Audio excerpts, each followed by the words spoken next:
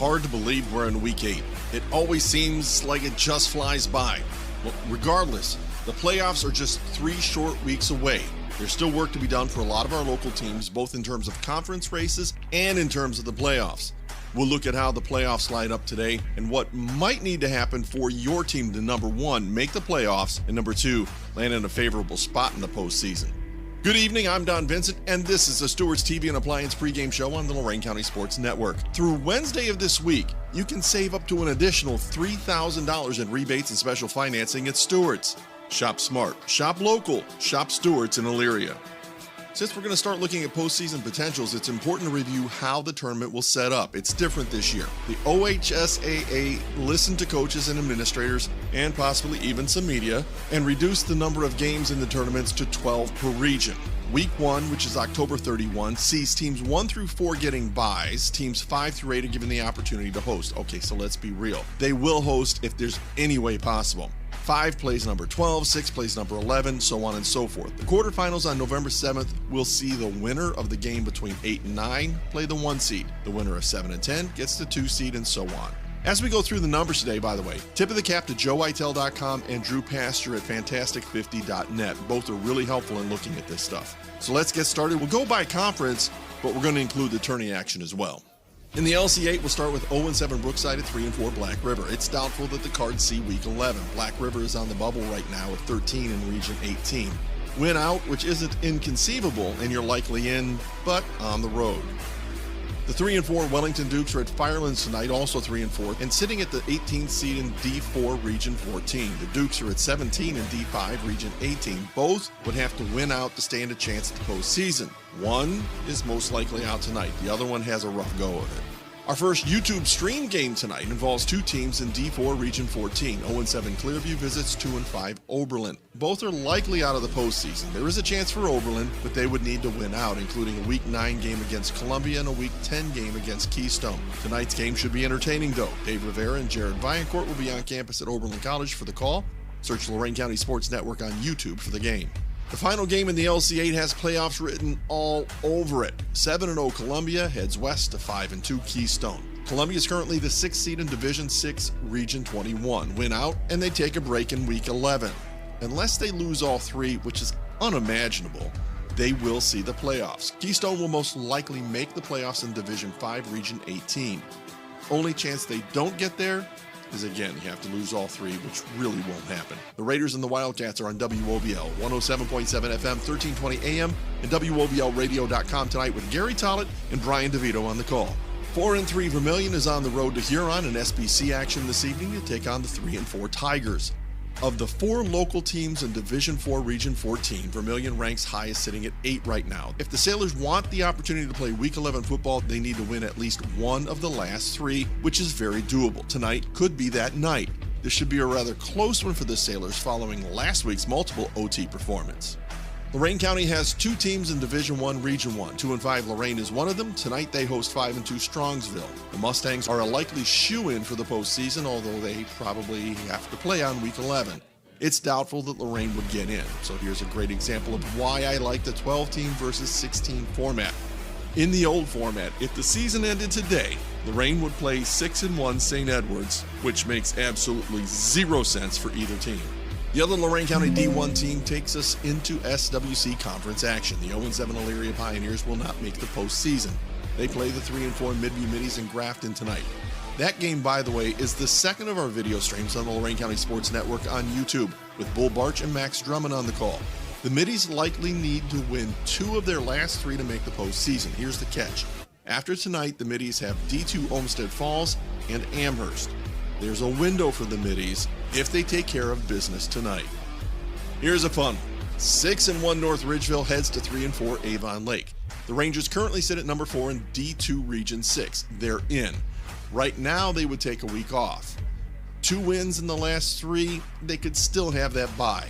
There's a good bit at stake for the Rangers tonight. There might be a little bit more on the line for the Shoremen. Win the last 3, things are pretty good, and they would host. Remember, they have Avon next week, which, by the way, will be on the Cool Cats. So join us for that one. Only 2 wins makes things a little bit more dicey for the Shoremen. The last game in the SWC this week is also our Lorain County Friday Night Lights game on Facebook with Richard Flowers. 6-1 Avon heads to Spitzer Stadium to take on the 4-3 Amherst Comets. The Eagles are most likely a Week 11 bye unless things really fall apart. Currently, they sit at the number 2 seed in D2 Region 6, behind undefeated Highland, who didn't play last week due to a forfeit.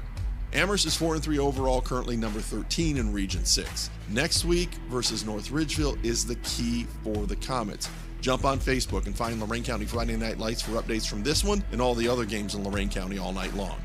The final game in Lorain County is the one you can hear on WDLW 98.9 FM, 1380 AM, and WDLWradio.com. 4-3 Holy Name heads to E-Town to take on the 3-4 Elyria Catholic Panthers. The Namers, aka the Green Wave, sit at number 8 in Division 3 Region 10 and are likely in, even if they lose the rest of their games. The Panthers sit in the same region, but the path is a little bit more demanding. Win your last 3 and you're in. Most likely on the road though. Lose 1, you're probably out. Join Dave Granzinski and me for the call on the Cool Cat. Boy, that was a lot. Here's the Reader's Digest version. Teams that are pretty good bets to make the postseason. We've got Avon, Columbia, Keystone, North Ridgeville, and Vermilion. The bubble teams include Amherst, Black River, Firelands, and Midview. All right, there we go. The Buckeye Community Bank Coaches Corner is up next with coaches for your games before we send you out to the stadium. The Eagles visit the Comets on Lorain County Friday Night Lights on Facebook, on YouTube, and the Lorain County Sports Network. The Middies host the Pioneers, and the Falcons visit the Clippers. The Raiders will be at the Wildcats on WOBL, and Holy Name visits the Panthers on WDLW. Back with more of the Stewart's TV and Appliance pregame show in a couple minutes.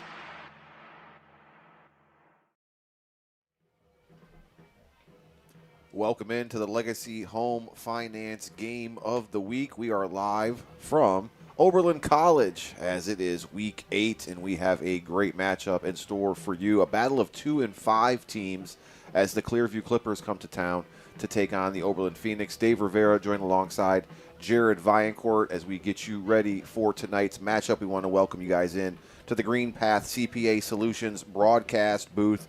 Don't let taxes be a liability. Maybe you can be paying less.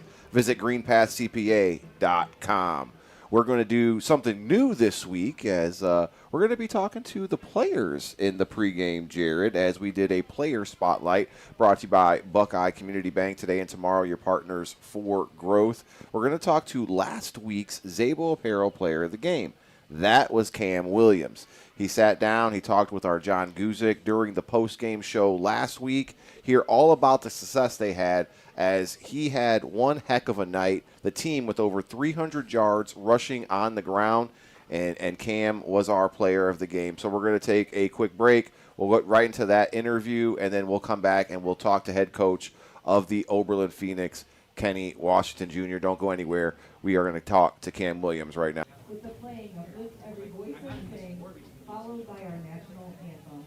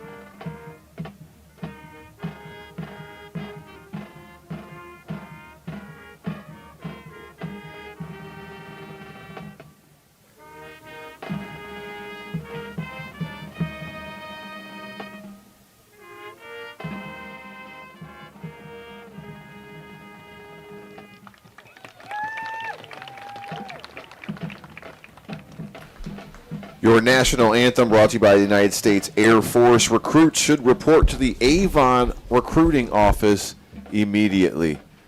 We're in our Stewart's TV and Appliance portion of the pregame show, as you just got done hearing a little player spotlight with Cam Williams from Clearview and a little coach's corner mixed in with Kenny Washington Jr. from the Oberlin Phoenix. Dave Rivera joined alongside Jared Viadcourt as we get you ready for tonight's matchup.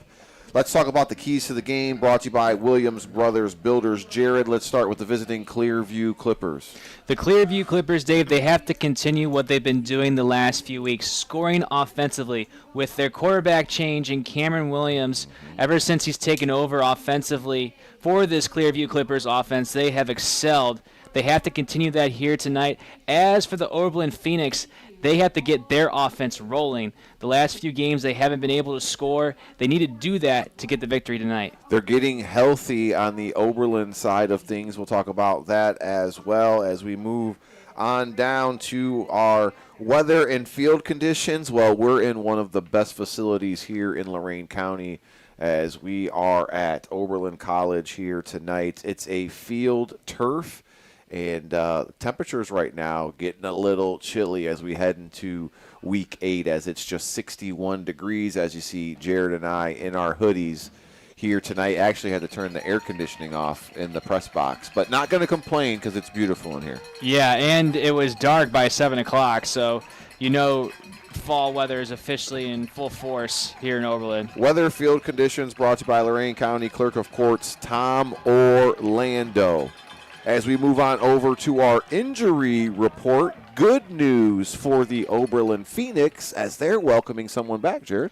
Mason Rosenthal, he hasn't played in the last 2 weeks due to an ankle sprain. He's back for them tonight. He's a key man up front on the line, offensively and defensively for Oberlin. He's a key piece for them to help, hopefully, the Phoenix get the victory here tonight. And just to catch you guys up on last week's games for both of these teams, Clearview is coming off a victory as they won 41-6 over Brookside in a game where they just ran all over the Cardinals. 326 yards as a team, Jared. Do you think they can keep that going tonight? Absolutely. Cameron Williams, he was the running back at the beginning of the year. He has 6 touchdowns on the ground. You have Tristan Lentilli as well. He has 3 touchdowns. Both those guys have 350 rushing yards plus overall this season. Their run game has been spectacular, and I expect them to keep doing that here again tonight. So touching back on Cam Williams last week, our Zabo Apparel player of the game, he rushed for 107 yards with 2 touchdowns, threw for 104 passing yards with 1 TD, a long one going to Fabian Molina. Tristan Lentilli also went over 100 yards, 102 rushing yards to be exact, with 1 touchdown. And then Chris Stevenson came in, finished the night for the Clippers. He almost reached the 100-yard mark.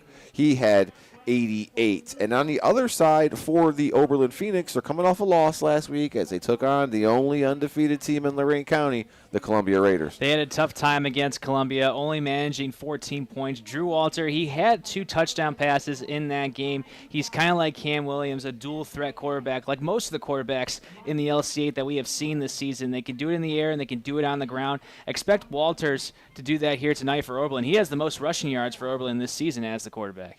As we get you set for your opening kickoff, it's brought to you by Lorain County Community College. Kick off your future with LCCC. As Clearview won the toss and deferred, Oberlin will kick things off, and we will see the Clipper offense first to get things going. We'll give you the starting lineups courtesy of Gehring's Tavern in Grafton. They're streaming our other game on YouTube, which is Elyria versus Midview. That should be a good game tonight Biggest in the game, SWC. Yeah, biggest game in the county, not to cut you off, was Keystone in Columbia tonight as they are battling out for the LC8 championship as both teams are undefeated in league play right now. We're almost set to go as Carmelo Williams is going to be, or is that number 6? That's Sam Lee, the kicker. Almost had to do a double take there. And speaking of Carmelo Williams, you'll see him when he's on the field. He sticks out at number 5. We don't have the heights and weights listed on the roster, but he definitely fits the bill. As the ball is going to be returned by Jermel Wilson for Clearview. And he's got some room to run. He might go all the way. One man to beat. No laundry on the field. 20, 15, 10, 5. Good night. As Jermel Wilson takes it all the way to the house to get this thing started. Wilson, he didn't field that cleanly to start with. He had to take it with one hand, and that didn't faze him at all. What a start for Clearview. Do you have the yardage on that by any chance? I believe Williams took that from the 10, so okay. 90 yards, all I right. believe. We're going to go with it unofficially. So, boom. Don't go anywhere, folks. And now the extra point will be up and attempted by Mikkel Damgaard. And it is up, and it is good. So we'll give you a scoring drive courtesy of Valley Chevrolet in Wellington. It's super easy. Right when we come back, Clearview up 7-0 here in the first. One play covering 90 yards on the opening kickoff that spanned just 16 seconds as Jermel Wilson takes it back to the house from 90 yards. Clippers up 7-0. Great blocking on the special teams for Clearview to start this one. It opened up like the Red Sea parting, Jared. As you could see it developing. I wasn't sure if Duke caught the replay on that one, but love that feature we got this year where you can actually go back and watch that scoring play as Jermel Wilson was electric, going 90 yards to set the tone. And Oberlin has had a problem on special teams with the kickoff this year.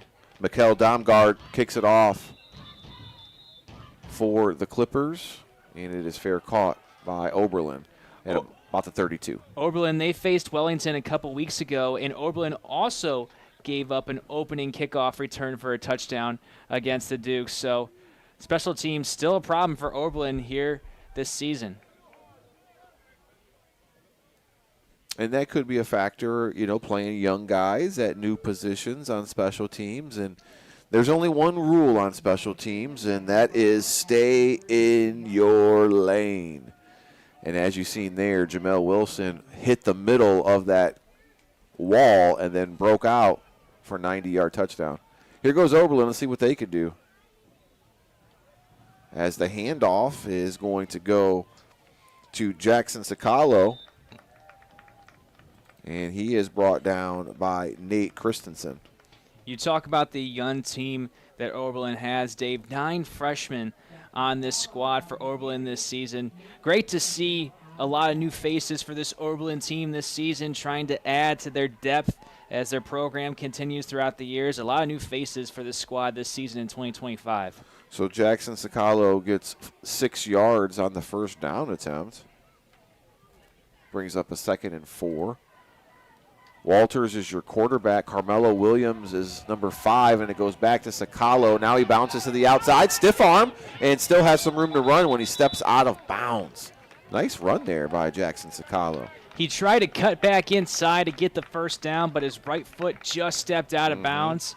So I'll bring up a 3rd and short for Oberlin. Jackson is a senior this year, and they're using him out of the backfield. He is registered on the roster as a wide receiver. So Coach Kenny Washington Jr. getting creative offensively, good enough for a first down on that pickup. Sakalo, he does have the most rushing yards for Oberlin besides Drew Walter, so expect him to be used a lot here tonight. So they got to move the chains, and the chain gang is a little behind. They're still trying to wave them on. So they did give him a first down. Yeah, they gave him the first down all right. It's hard to find good help. Now the chain gang is set, and we can continue to go as we bring you our starting lineups brought to you by Gehring's Tavern. We'll talk about this Oberlin Phoenix offensive line. Number 50, Mason Rosenthal at left tackle. 52, Julian Page at left guard. The centers, number 70, Kamonlee Hopkins. Right guard, number 75, Jaden Brown. And your right tackles, number 77, Alan Mangies. As it's going to be Sakalo again. 3 straight runs by number 1. Looks like he gets back to the line of scrimmage. Nope, actually they say he lost 2 yards on the run. This is a Clearview defense that has a lot of weapons. Montez, Sanchez, Miller, he has 7 sacks on the season for Clearview. Keep an eye out for Manny Moore as well. He has 2 fumble recoveries. Rest of your starting lineup for the Oberlin Phoenix, number 5, Carmelo Williams. Number 10, Drew Walter at quarterback. Your running backs, number 1, Jackson Sakalo. Wide receivers, number 4, Corey Freeman. Number 15, Asan Bell. Walters rolls out, getting pressured, throws, incomplete, intended for Corey Freeman. And we'll get you the starting lineup for this Clearview defense, led by number 12, captain, defensive end Montez Sanchez Miller. Defensive tackle, number 60, Zach Young. Defensive tackle, my man, number 52, boss man, Manny Moore. Defensive end, number 65, Brody Wacker. Linebackers, number 5, Christian Stevenson. Number 20, Xavier Ricks. Number 1, Cam Williams. And number 3, Devin Jackson. The defensive backs, cornerback, number 17, Jermel Wilson. Number 7, Troy Christensen. And number 18, Xavier Garcia. 3rd and 12 now on the Phoenix opening possession. Here goes Carmelo, and he is dumped on the screen pass, losing a yard on that big play. Jared, did you see who was blowing that up for Clearview? I do not. Oberlin, they had a great first offensive possession. They were able to move the chains, but Clearview able to stop them here. Yep, it's going to be a loss of 2 on that pass. So it brings up a 4th and 14 from the 40-yard line. And it looks like the Phoenix will be punting as Drew Walter is back to do that duty. Snap is high, handled well by Drew. And the kick takes a nice Oberlin bounce and then out of bounds into Clearview territory. Seen a lot of quarterbacks now for a lot of LCA teams also doing the punting duties. So Clearview will get the ball back at their own 36 with 9:05 to go in the first. This is the first time we get to see Cam Williams managing the offense for Clearview. And I feel like he's almost in a wildcat formation because he was the star running back for them at the beginning of the season. Williams takes a direct snap right up the middle, and he is not touched till he gets to the second level as he is brought down by number 54, Julian Page for Oberlin. There you go. Exactly what I thought Williams would do in the wildcat formation. Just takes the snap, runs right back up the middle. He reminds me a little bit of Wyatt McKee from Keystone. He runs wildly, aggressively as well. You're getting all those 10 yards right there. Yep, first down, moves the sticks. Here we go. Cam Williams, shotgun, hands off, and it is go up the right-hand side. As we look to get you who that is looks like Christian Stevenson, number 5, on the carry. This is a Clearview team that comes in just averaging over 18 points a game, and they've done it mainly on the ground. 12 rushing touchdowns this season compared to their 6 passing touchdowns. So Christian Stevenson picks up 5. Cam's going to air it out on his first attempt. It's intercepted. Corey Freeman picks it off for the Phoenix. And here he goes. Got some blockers up ahead on the sideline. One man to beat. That's Cam. And Williams stops the touchdown-saving interception. And we got a man down for Clearview. That's Braden Turner. The receiver who was the intended receiver.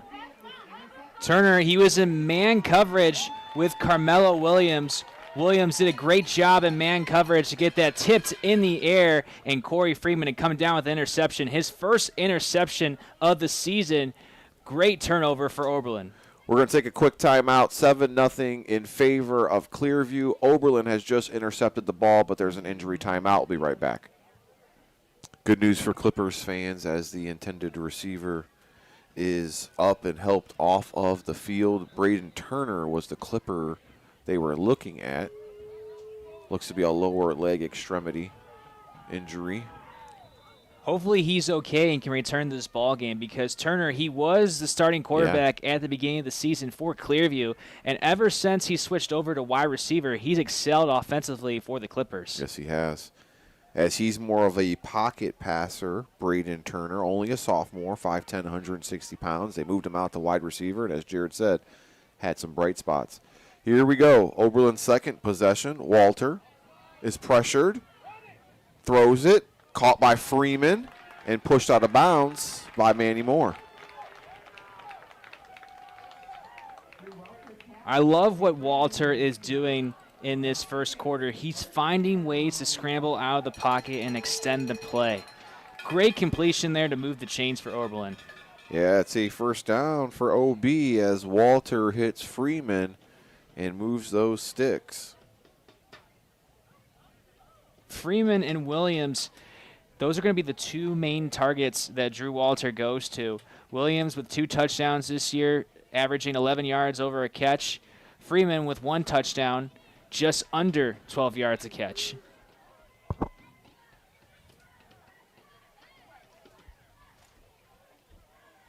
So referees look to be getting everything under control. We'll acknowledge them here shortly as we have those guys.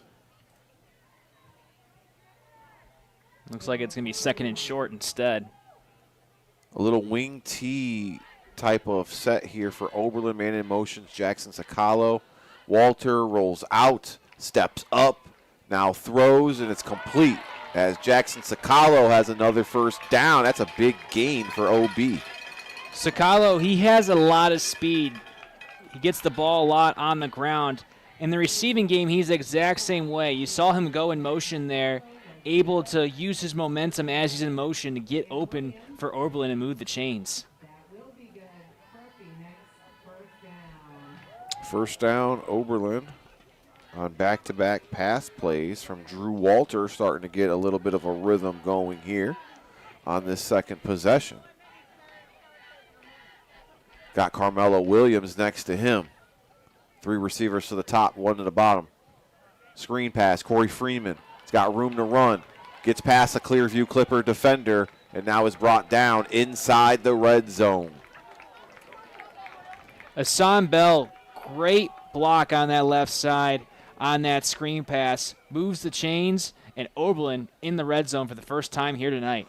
Your red zone brought to you by Russell Real Estate Services agent Steve Lawson, one of the top producers here in Lorain County. If you're thinking about buying or selling, check out superstevesells.com. So they're at the 18-yard line after a pickup of 12 on the pass play. And we have a timeout called by Clearview. Our timeouts are brought to you by Lorain County Recorder Mike Duran. We'll take one as well. We'll be right back here on the Legacy Home Finance Game of the Week. After the timeout taken by Clearview, head coach Cody Kaya wants to talk about it. And is in his first year. Jared's got 2 victories already. I feel like the team's buying into what he's preaching. He was on the staff previously. What do you think he was telling them there on that defensive snap? They have to figure out how to stop the short passes. We've seen a lot of short passes from Drew Walter out to this point. They have to figure out the screen. They have to figure out the slants to try to get a stop here in the red zone and try to force Oberlin just to 3. Walter, the quarterback. Carmelo Williams next to him. Walter drops back. He's got protection and time. He's picked off. That's Christian Stevenson. He's got some room to run. Walter dives, missed the tackle, and now Stevenson's going to cut inside, and he is brought down by big number 75, Jaden Brown of the Oberlin Phoenix.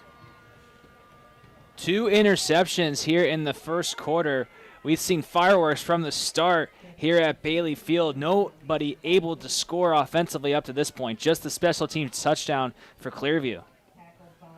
Both defenses answering the call here in this first quarter of play as they've each turned the ball over once.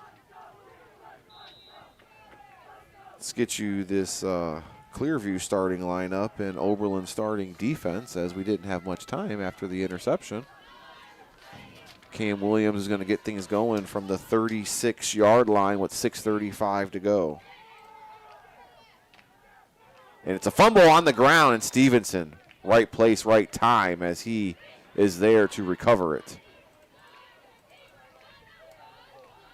The left tackle for the Clearview Clippers, number 53, Trenton Lauder. Left guard, number 73, Anthony Lockman.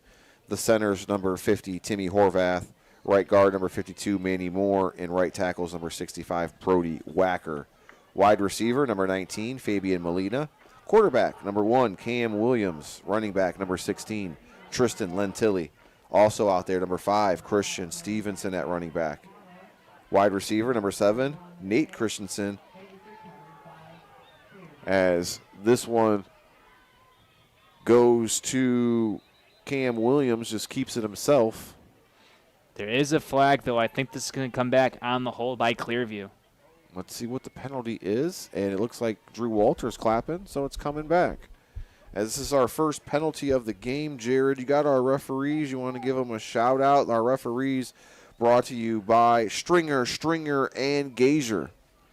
Tonight's referees, Martin Schingler, Steve Wozenek, Peter Rivera, Jeremiah Buckley, Brian Johnston, and Phil Shibben.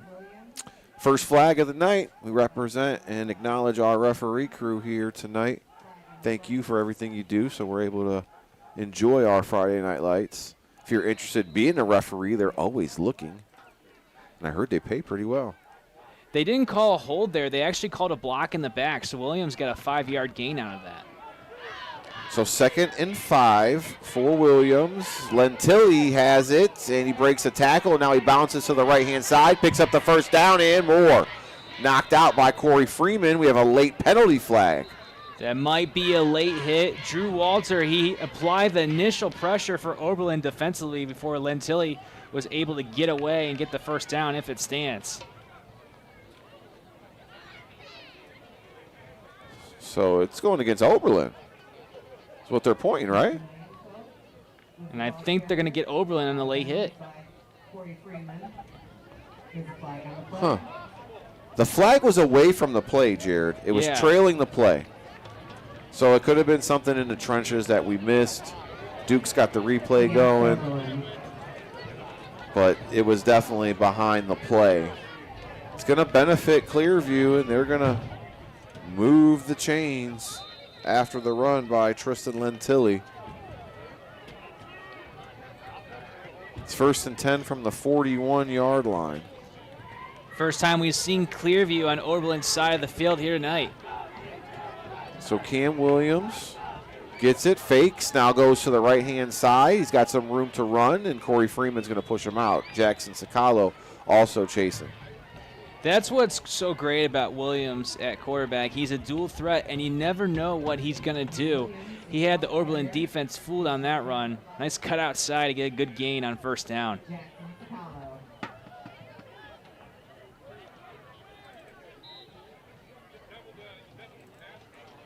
It's only the first quarter, but Williams has only thrown the ball once, and that was his interception. So no gain on the play. 2nd and 10 from the 31. Now they give him 8, and now they got the give it to Tristan Lentilli, number 16, up the middle. And he's going to move the sticks after the 2nd and 2 attempt. So Williams had 8 yards on the first attempt, and now Lentilli just converted the first down. Pick up a 5 there from Tristan Lentilli. 1st and 10 from the 26 with 4:45 to go here in this first quarter. Clearview threatening again, up 7-0. Lentilli around the left-hand side. Carmelo Williams rides him out of bounds. So far here in the early first quarter, Clearview, they're just doing small, short plays to move the chains, chewing up some clock, but it's working on this drive for them. It is. Clearview is still looking for their first offensive touchdown, just had that special teams touchdown to start the game. Pick up a 5 from Tristan Lentilli. They're in the red zone, brought to you by Russell Real Estate Services agent Steve Lawson. Lentilli gets it off the right-hand side, and he picks up a few. Going to be short of the first down marker. And I think you're going to see a lot from Lentilli, plus Cam Williams from the quarterback position, and then you throw in the bowling ball. Number 5, Christian Stevenson, 5'7", 200 pounds. Looks great back there. You have all 3 running backs, quotation marks running backs, because Williams used to be a running back, now a quarterback, all in the backfield right now for Clearview. It's almost a full house backfield with those options for Clearview. Lentilli gets it, and he gets the first down, as they're going to give him 5 on the carry. We talked about at the top of the hour, Clearview just 6 passing touchdowns this season. Williams, he has an arm. He's proven that. His longest passing touchdown this season is 85 yards, but hasn't really shown it here in this first quarter.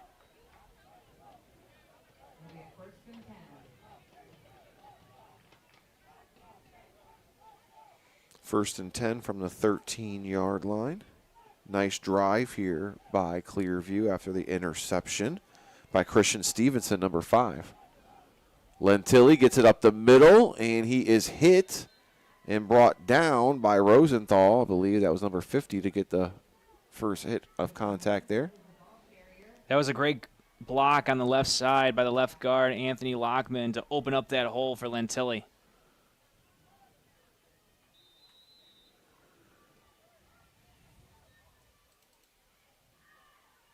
Second and 1 from the 3-yard line after a pickup of 10 from Tristan.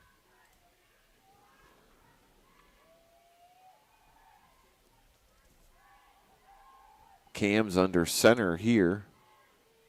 Stevenson man in motion. It goes to Lentilli, and he is stopped. Maybe got a yard. It's going to bring up a 3rd down. It's been all Lentilli on this drive. So they give him 1 yard. Cam Williams under center is just going to quarterback sneak it in from 2 yards out. So Cam Williams puts Clearview up 13-0 right now. Extra point on its way, as it's a 2-yard TD run for the Clippers. Almost a tush push, if you will, right there by Clearview. And that was a good drive. We'll give you the summary courtesy of Valley Chevrolet in Wellington. As Mikkel Domgaard, his kick is no good, so it's going to stay at 13-0 after that touchdown. Clearview up. Don't go anywhere. It's a Legacy Home Finance game of the week. 2:05 to go in the first quarter. We'll be right back. We are back in our Valley Chevrolet scoring drive, as I am adding up all of our numbers. 11 plays covering 64 yards, taking off 4 minutes off the clock here in that first quarter. It's capped off by a 2-yard touchdown run by number 1, the quarterback Cam Williams, who gets his first touchdown of the night. Valley Chevrolet your scoring drive provider. And we'll see how Oberlin is able to respond after the touchdown by Clearview. They had a great drive going last offensive series, but an interception in the red zone cost them. We'll see what. A little windy tonight, and it looks like, oh no, I thought maybe Damgard was going to ask for a holder.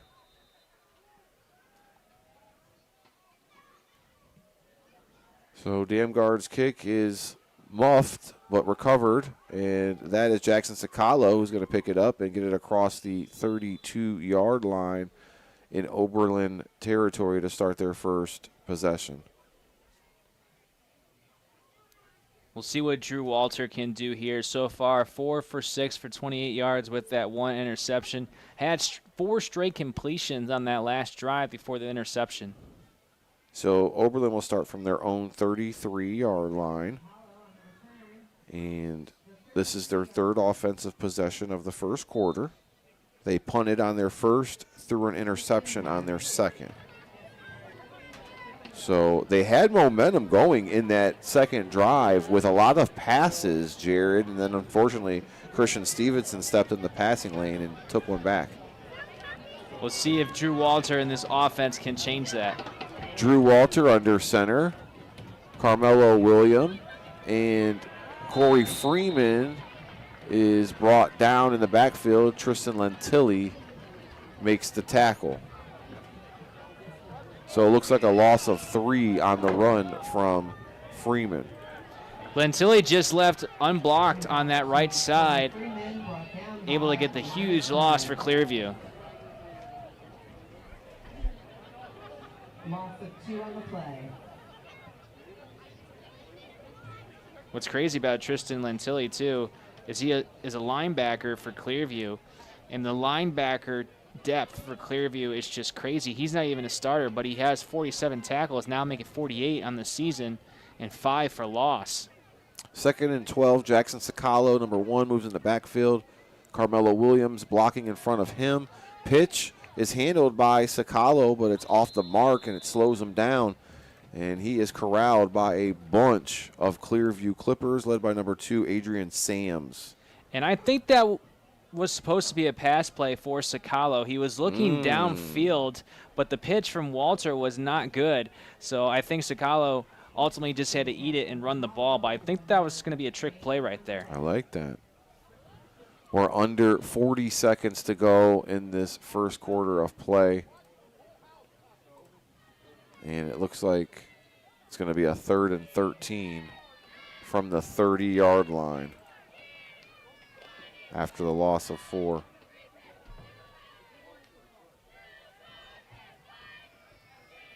Walter tried to hit Freeman over the middle. Now he pulls it down, and he is stopped as Montez, Sanchez, Miller makes the play from his defensive end position, and that will end this first quarter of play. 13-0 in favor of Clearview. It's the Legacy Home Finance Game of the Week. Live and free on YouTube. Make sure you subscribe. It's completely free. 4th and 15 from the 28-yard line is what it'll be for the Oberlin Phoenix. As we get ready for our first snap of the second quarter, brought to you by Janasco Insurance in downtown Lorraine. Oberlin moving backwards on this drive. And now you're probably looking at a punting situation, Jared. Oberlin's defense, they're going to have to come up here in this second quarter with a stop to keep themselves into this game. They had one earlier with the interception. Have to have another big play on this upcoming defensive drive. For Clearview, I think they're going to continue to run the ball. They've done very well running the ball here tonight, as they have all season.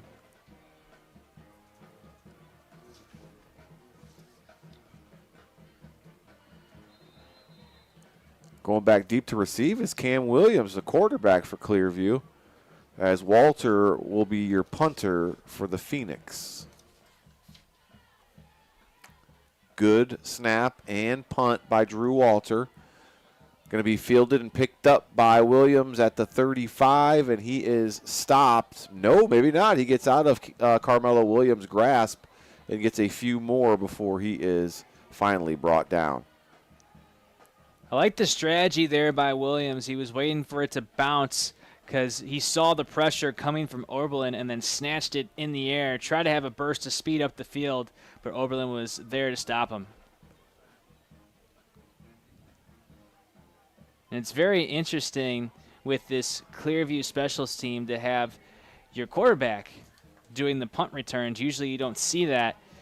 An interesting special teams from Clearview here tonight.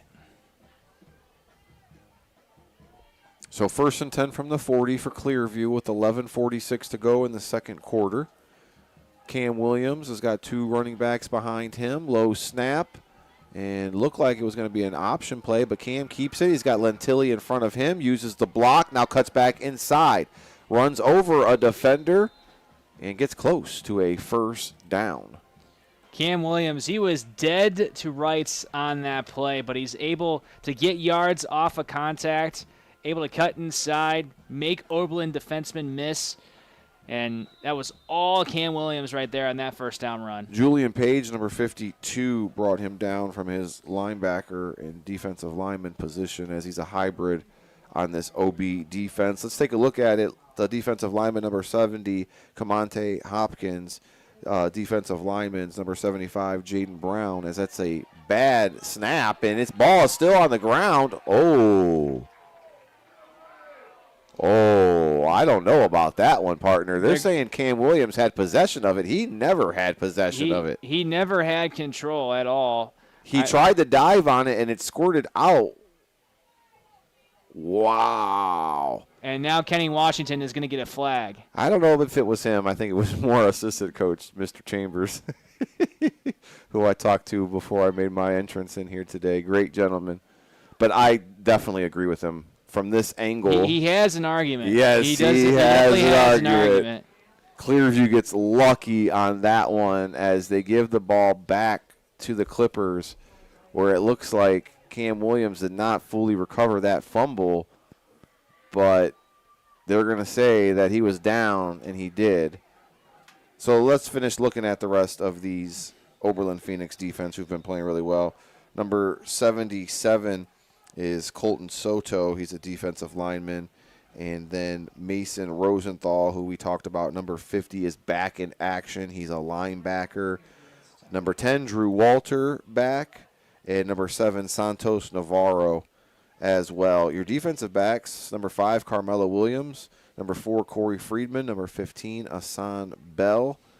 Also out there for the Phoenix, your defensive starting lineup brought to you by Gehring's Tavern in Grafton. Timeout called, and I think it's mainly to calm everybody's nerves down on the Oberlin sideline, who really missed one there as they thought they had the fumble recovery, and from the press box it looked like they did. Referees are going to say, no, Williams had it and was down.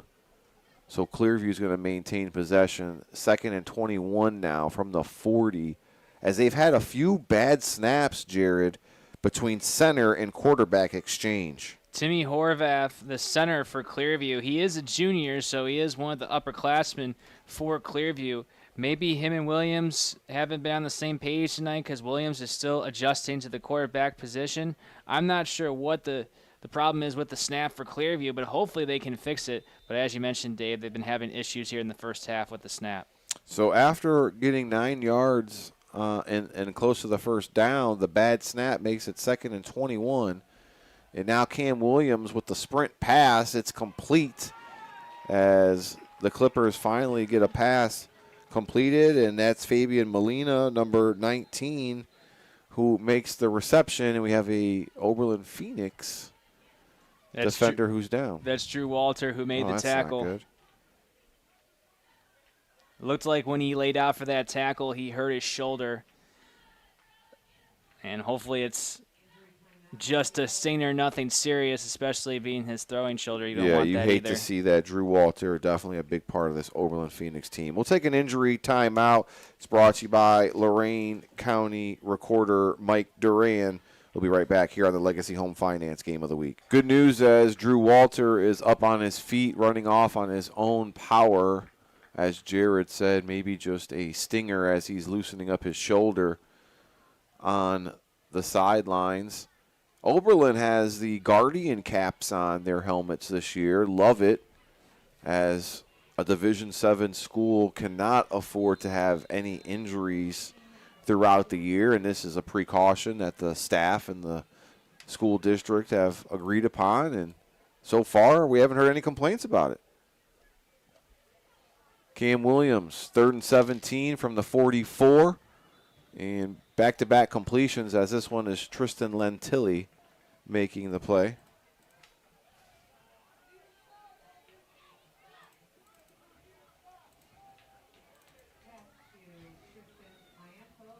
Oh, boy.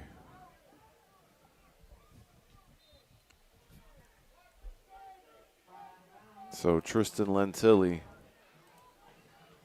gets a few yards on the pass play. It's going to bring up a punting situation for the Clippers. As the snap is high and fumbled, and Damgard gets it off.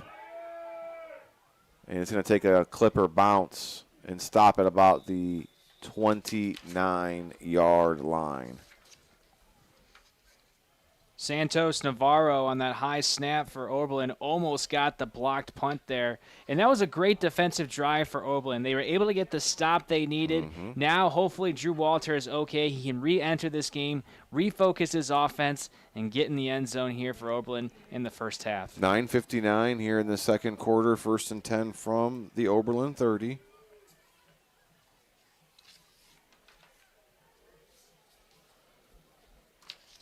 It will be Drew Walter running the offense at quarterback after the scare with the stinger.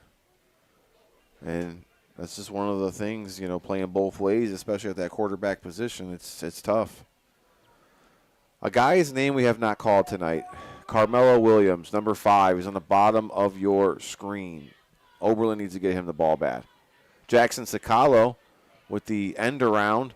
Clearview sniffs it out as Nate Christensen brings down Sicalo.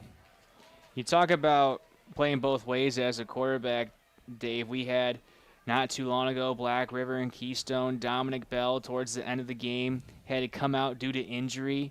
Those are things you never want to see, and we're thankful that Walter is able to stay in the game here tonight. It's a loss of 10 on the run. It's going to back Oberlin up behind the stick. 2nd and 20 now.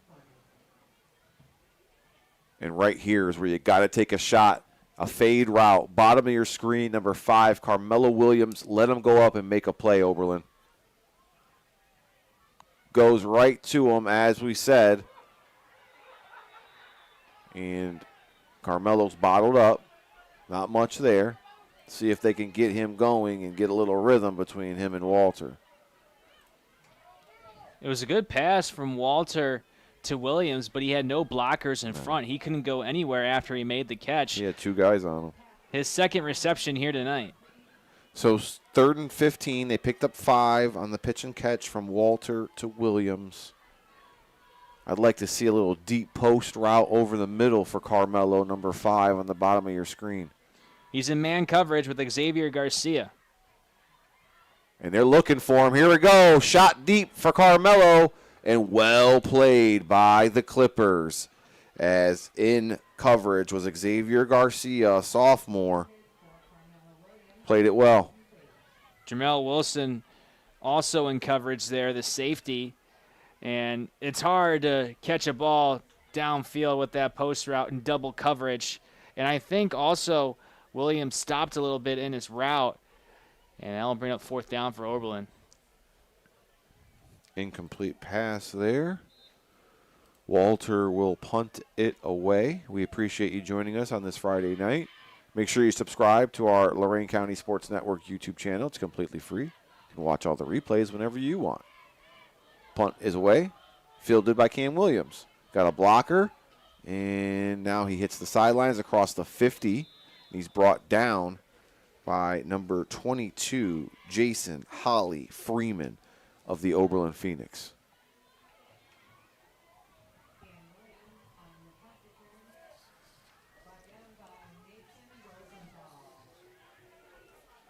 So with 8:11 to go, Clearview gets the ball back in Oberlin territory at the 49-yard line.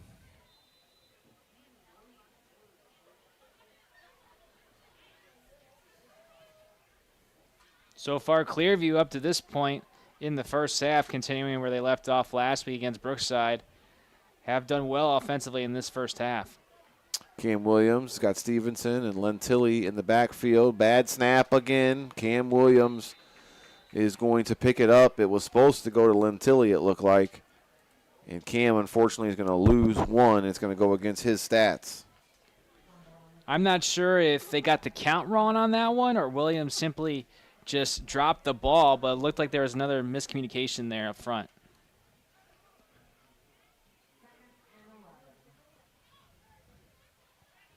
So the loss makes it 2nd and 11 from the 50 for Clearview. It's week 8 of Lorain County's Friday Night Lights already.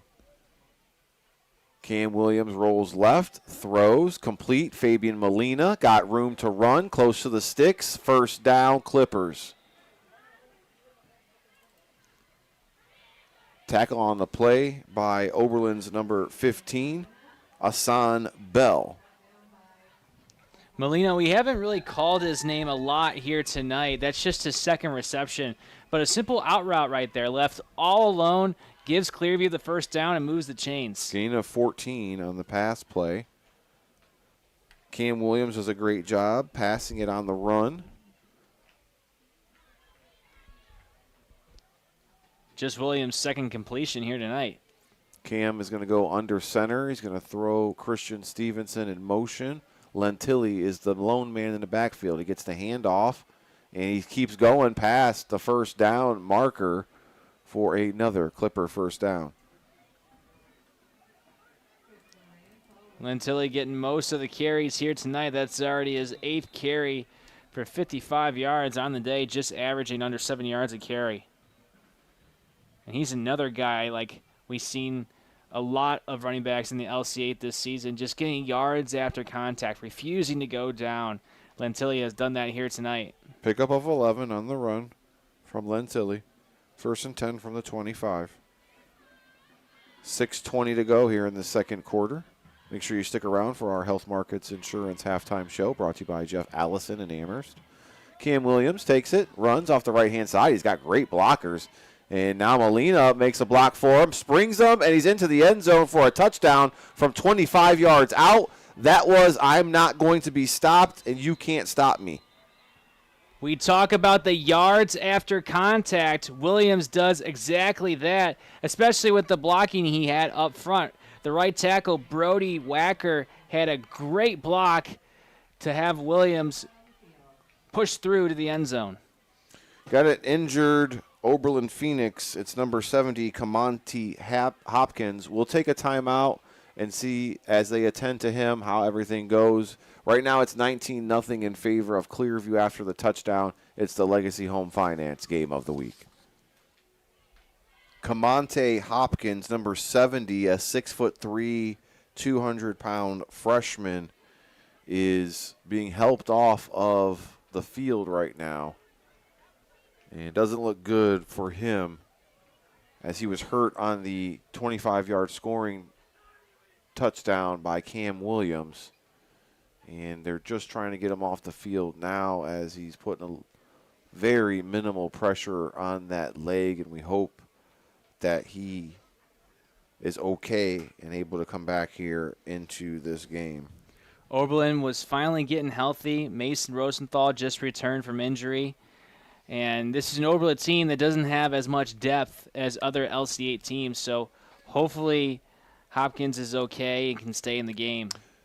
Oberlin is the smallest school in Lorain County, playing Division VII football. And they have 26 men on the roster, so don't have it that much depth. Definitely injuries are a concern. That's why we talked about the Guardian caps being used this year, and it's been effective. And some of those things just come with the territory. And we're hoping that Camonte Hopkins, who's being helped off the field, is okay and we can resume play here shortly. As Damgard will be kicking our extra point attempt for Clearview. He is 1 for 2 so far on the night. We'll see if the third time's a charm. And that second one that he missed was a line drive. He does play soccer for Clearview, and out of the 7 games this season, he's only played in 4, so he's had to miss some games because he's had a soccer game on the same day. That's bad scheduling. I'm going to have to talk to the athletic director. Just kidding. New athletic director, Jacob Morehouse. Welcome to Clearview. Welcome to Lorraine City Schools, Clearview City School District. As Damgard connects, the third time is a charm. It's 20-0 now in favor of the Clippers with 6:03 to go as we get ready for the kickoff. Don't go anywhere. We'll be right back here on the Lorraine County Sports Network, live and free on YouTube. Your scoring drive, brought to you by Valley Chevrolet in Wellington, was a 4-play, 51-yard drive capped off by a 25-yard touchdown run by number 1 Cam Williams from his quarterback position.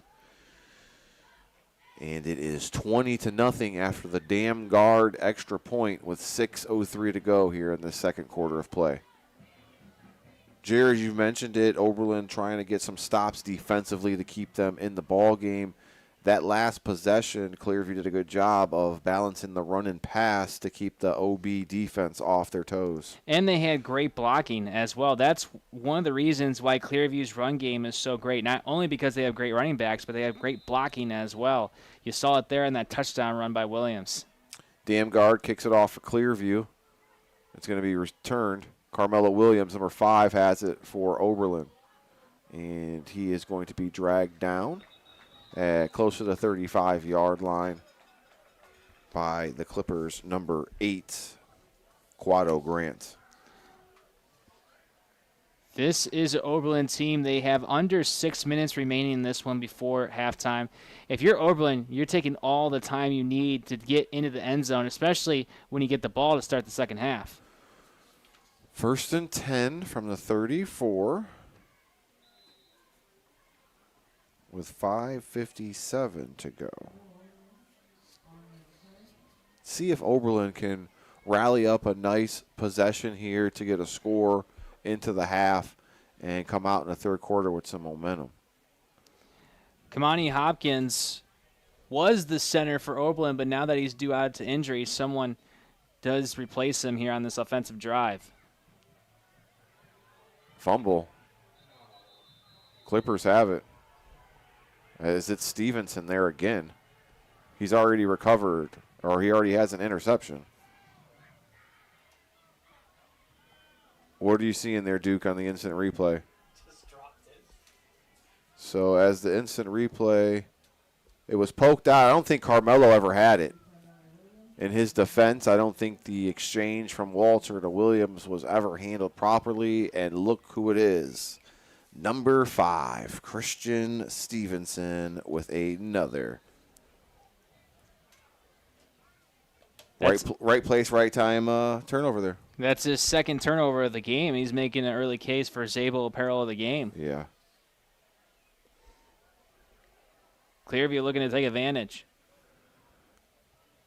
Williams, Lentilli, left-hand side, has room to run. Corey Freeman knocks the ball out of Lentilli's hands, but it goes right out of bounds. That was fortunate for Clearview that Lentilli was towards the out-of-bounds mark. Oberlin had a chance to get it right back.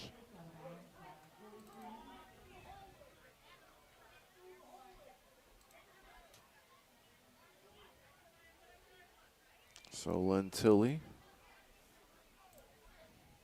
picks up 6 on the carry.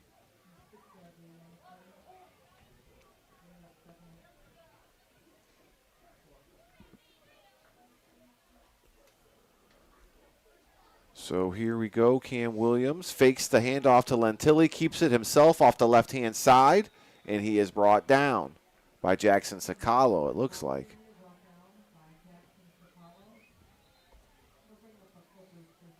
And Sakalo a little shaken up on the play, as I think he got kicked when he brought Cam Williams down.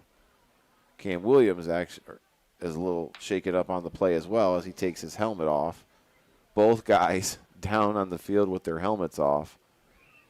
I think Sakalo took a kick to the stomach or the lower area. Yeah, the tackle was not as clean as you usually see it, but hopefully both players are okay.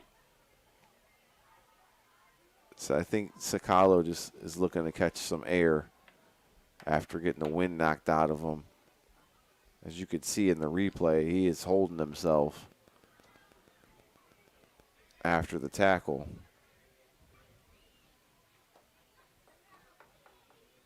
So 5:36 to go here in the second quarter. It's 20-0 in favor of the Clippers. We'll take an injury timeout as well as they work on Jackson Sakalo. We'll be back in 30 seconds.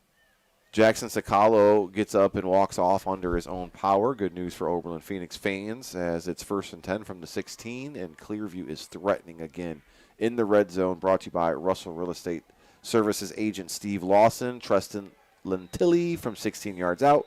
Touchdown. Clearview, they have taken advantage on both turnovers here tonight. They cash in quickly here in the second quarter. So 16-yard touchdown run from Tristan Lentilli, and it was only a 2-play drive after the fumble recovery from Christian Stevenson, and now this one is getting out of hand. Damgard back to attempt another extra point attempt with it 26-0.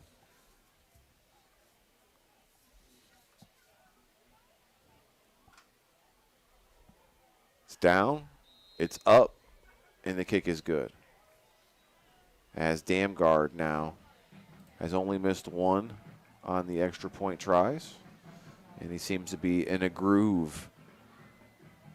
Makes it 27-0 in favor of Clearview as we get ready for Oberlin to get the ball back here with 5:16 to go before the half. Jared, you're going to have to start putting some drives together offensively, maybe to keep the Clearview offense off of the field.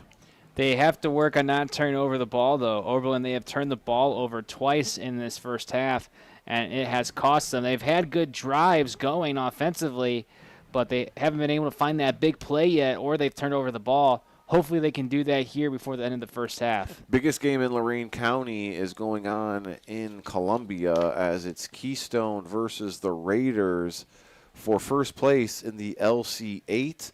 And right now, the Raiders lead 14-0 at the half over Keystone.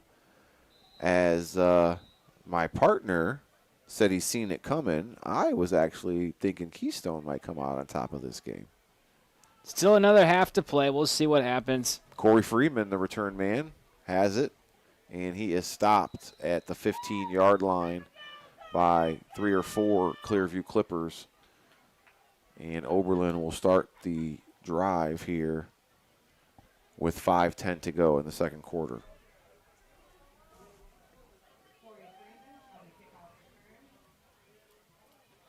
So they'll get things going from the 26-yard line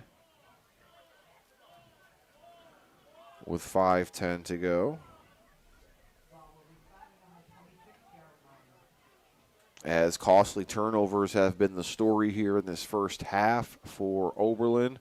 An interception and a fumble that was recovered by the same guy, Christian Stevenson, for Clearview, having a heck of a night defensively.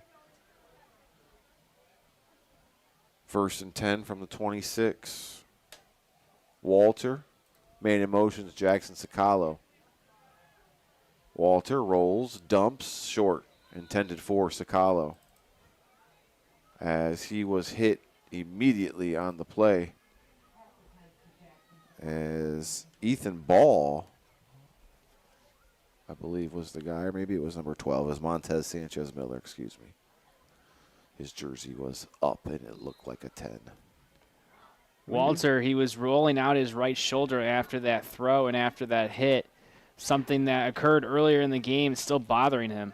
Definitely, as he didn't set his feet on the throw. And one thing you never want to see is the stretcher come out on the sidelines.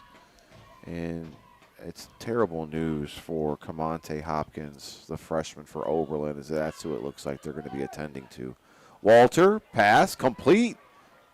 Oh, almost a great catch by Sakalo. He had it between his legs and almost brought it in, but didn't,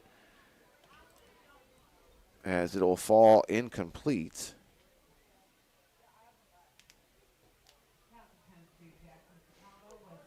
Taking over for Camonte Hopkins at center will be number 54, Russell Shelton. He's a sophomore, an underclassman for Oberlin. He's going to have to try to step up in a big way on the front line for Oberlin. Ironically, it hasn't been Oberlin that's had exchange issues. It's been Clearview. Yeah. 3rd and 10 from the 26-yard line. Walter drops back, tries to step up. Montez, Sanchez, Miller says, I'm going to eat me a sack. As he gets it, 6 foot, 185-pound defensive end captain. Shuts down the Oberlin possession there.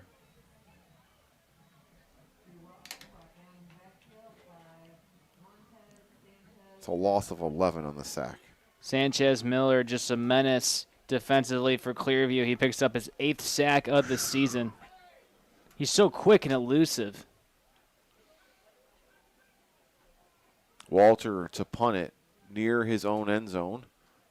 Good snap, good punt by Walter. Cam Williams returns it, has it, and now he's got a few Oberlin guys he's got to make miss. He does, turns on the afterburners, and then he's going to be brought down by a combination of Phoenix led by Russell Shelton.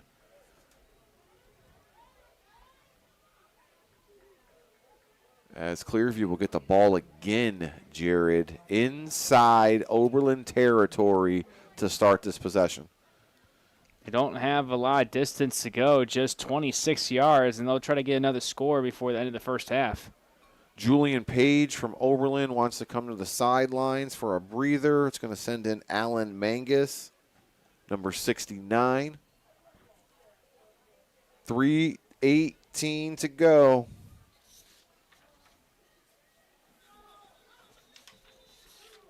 We got a timeout called by Oberlin as they talk things over on this defensive possession. Don't go anywhere. Our Health Markets Insurance halftime show brought to you by local agent Jeff Allison out of Amherst is coming up.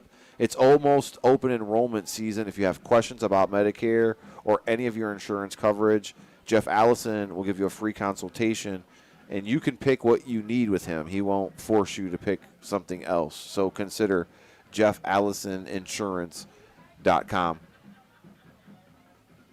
They just wheeled off Camonte Hopkins, number 70, into the ambulance, which is not a good thing here at Oberlin College, as the freshman looks to suffered a serious injury and could not get off on his own power. So for safety measures, they brought out the stretcher, I hate to say.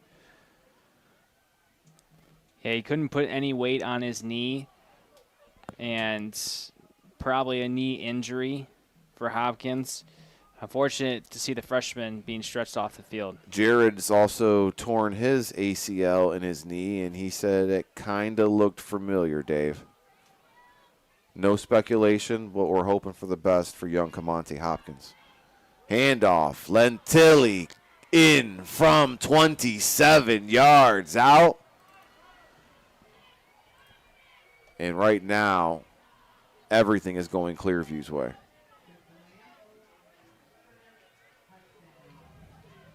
from 27 yards away.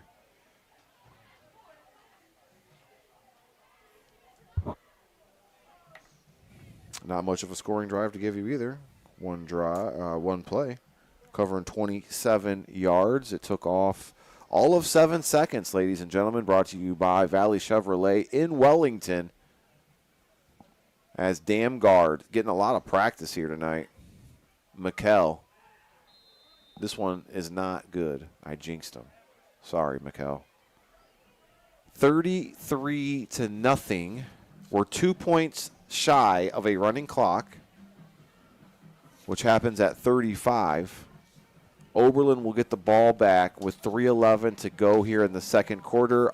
We'll take a timeout. Don't go anywhere. It's the Legacy Home Finance Game of the Week. Our scoring drive brought to you by Valley Chevrolet. Covered one play spanning 7 seconds as Tristan Lentilli scores from 27 yards out. It is his second touchdown of the game. He's in the running for our Zabo Apparel Player of the Game. There's a lot of players to choose from Clearview in this first half. Yeah, it's between him and Christian Stevenson for sure. Yeah. Dam Guard. A direct kick to Carmelo Williams, who catches it on the fly and then is brought down by Xavier Ricks of Clearview, number 20. That looked like the NFL Combine drill where they put the footballs in the machine for the short passes. And Williams just caught it right in the chest. Huh.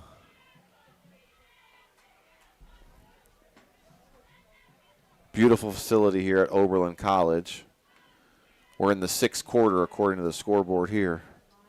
I don't think I've ever seen that.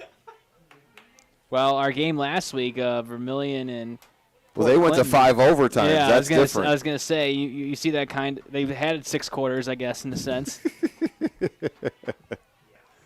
First and 10 from the 40 for Oberlin. Drew Walter is the quarterback. He's going to drop back.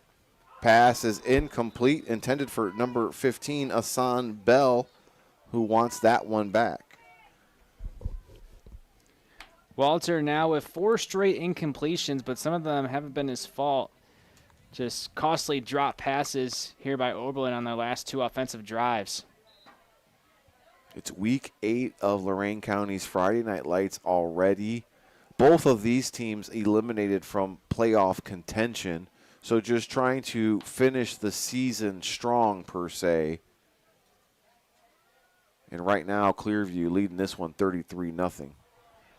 Pass incomplete. The swing was intended for Corey Freeman. It's off his hands. I think Oberlin just needs to take a deep breath and kind of regather themselves. Yeah, they're going a little too fast Yeah. here. I know you're down by a big score and you want to get into the end zone, but you can't rush these things, especially with another half to go. At this rate, you just want to build one play at a time. Yeah, One baby foot. steps. Yeah, baby one steps. foot over the other. You know, let's crawl before we walk and walk before we run. As right now, it looks like Oberlin's offense out of sorts a little bit. Trying to get things going. Haven't been able to feature Carmelo Williams at all. He's number 5 down at the bottom of your screen. Clearview's done a great job bottling him up tonight.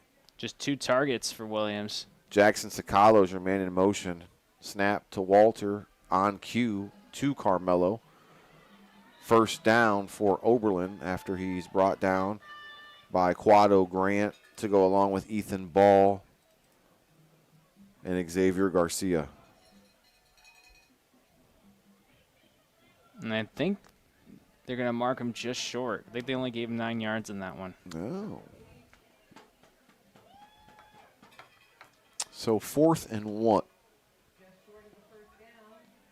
Through the 9-yard pass play.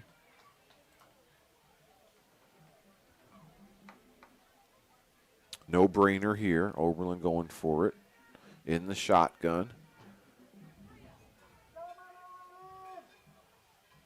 And handoff is good for a first down, as converting it is Sebastian Albanez.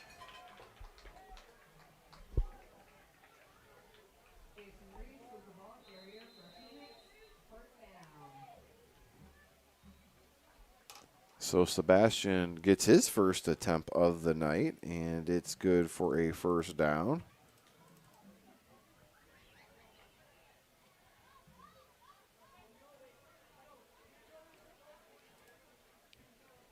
First and 10 now.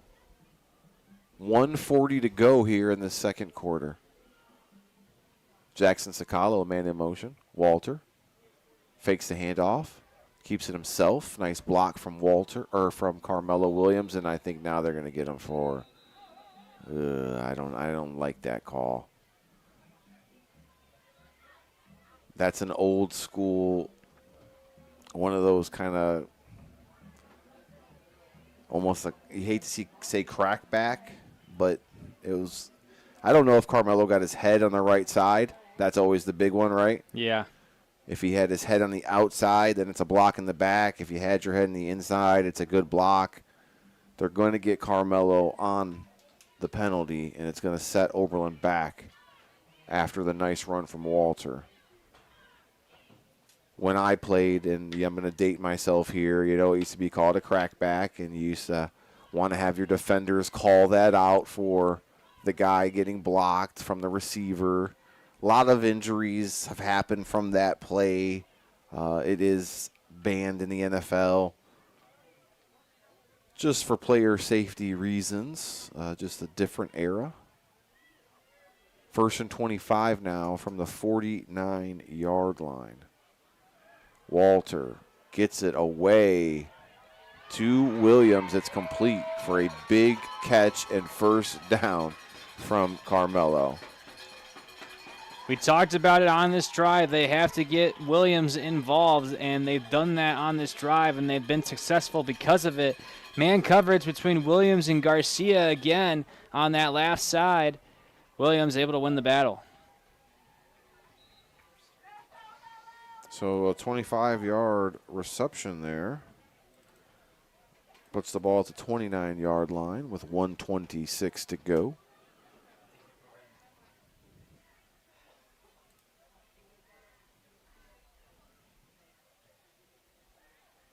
Walter rolls, throws, got a man, Hassan Bell, touchdown from 29 yards out. So that's what you want to see from Oberlin.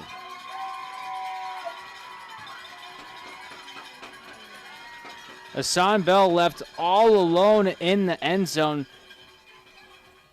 Believe Jermel Wilson lost the coverage on that right side. Someone broke off from Bell, and he was left all alone in the end zone to get Oberlin their first score of the ball game. Yeah, 5 plays, 60 yards. Took 2 minutes off of the clock. The first 2 plays were incompletions, and the last 3 were all on the money from Drew Walter as he finds Hassan Bell for the 29-yard touchdown. And it now makes it 33-7 in favor of the Clippers. So huge play there by Hassan Bell to haul it in from 29 yards out to get OB on the board. With 1:19 to go before the half, we'll take a quick timeout. You're watching the Legacy Home Finance Game of the Week. Oberlin showing life after the 29-yard touchdown reception from Hassan Bell. Makes it 33-7 with 1:19 to go before the half. And Oberlin faithful finally have something to cheer about here as their Phoenix are on the board.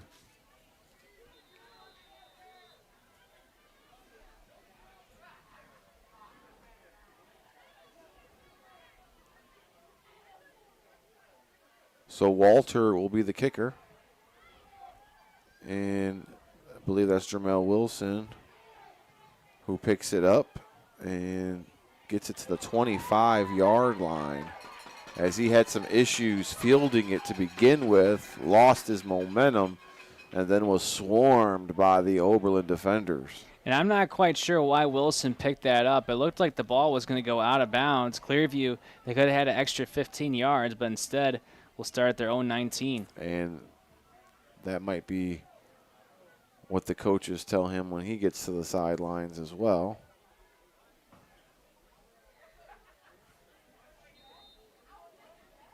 First and 10 from the 21-yard line with 1:14 to go. It's been all Clearview in this first half. Tristan Lantilli with 2 rushing touchdowns tonight. Cam Williams rolls and throws, and that's intercepted. And that is Hassan Bell again, who almost takes it to the house, as back-to-back plays by Hassan Bell have Oberlin ready to score again. 2 turnovers for Clearview tonight. Bell making things happen towards the end of the first half.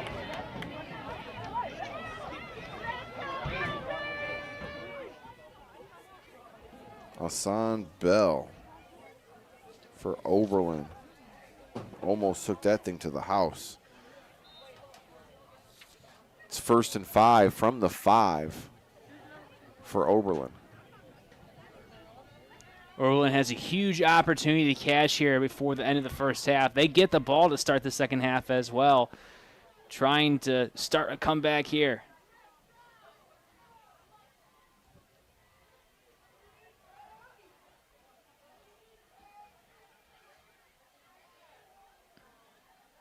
Walter tries to QB sneak from 5 yards out. Little tush push. Where we at, ref? No signal yet. Looks like they're down at the 1. Gain of 4 there for Drew Walter.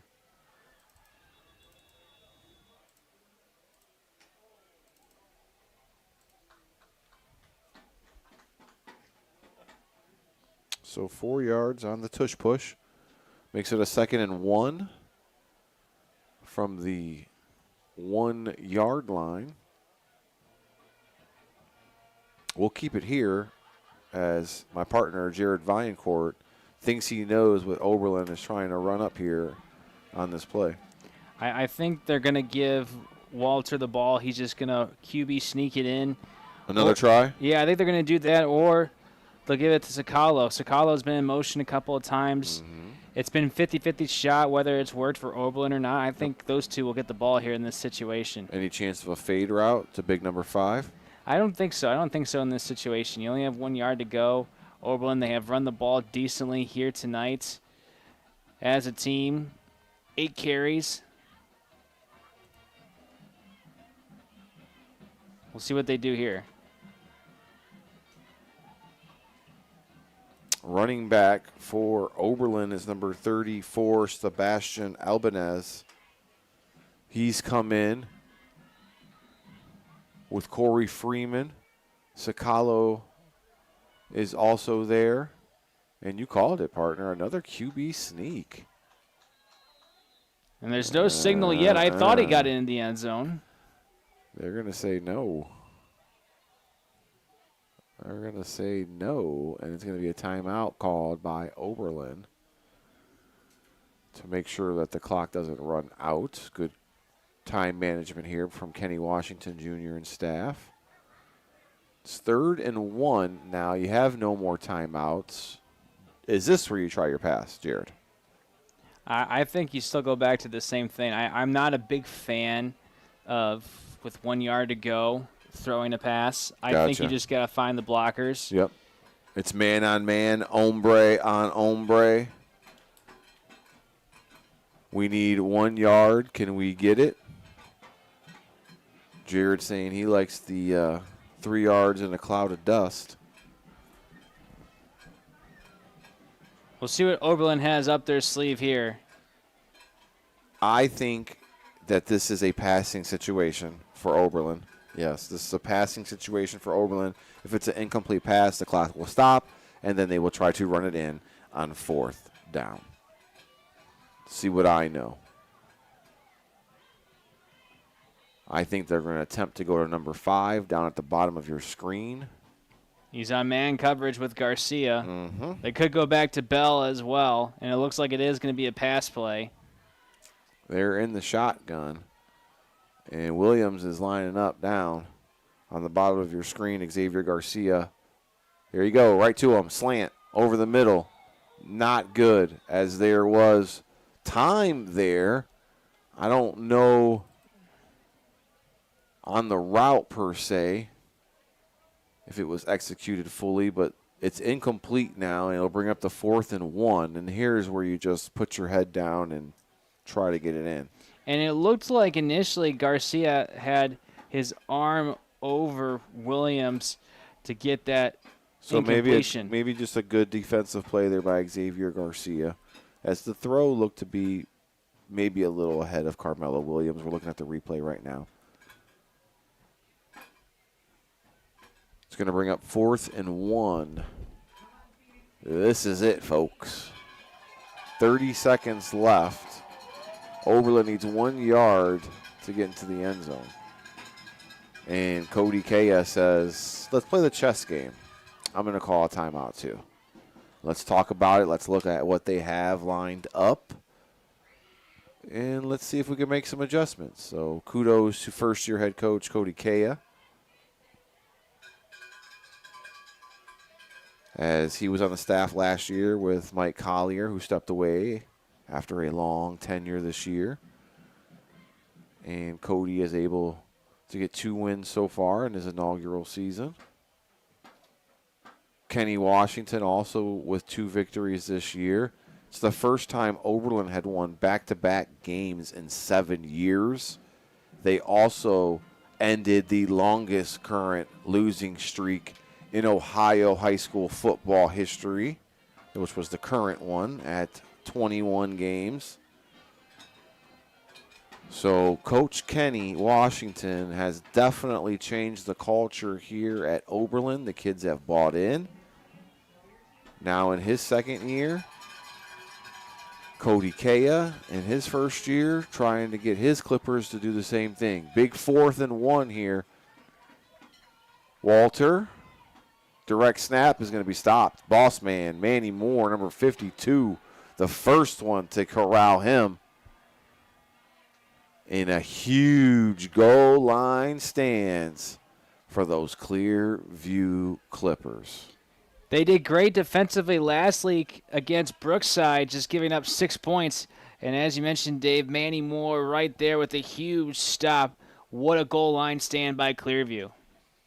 I want to give a huge shout-out to Athletic Director for the Oberlin Phoenix, Julian Acosta-Gorman, for welcoming us here and having us, getting us all our information that we need throughout the week. Huge shout-out to him and the rest of Oberlin City Schools for having us here tonight. Clearview not going to run a play. They're just going to take a knee and go into the half, is what I assume, in a victory formation.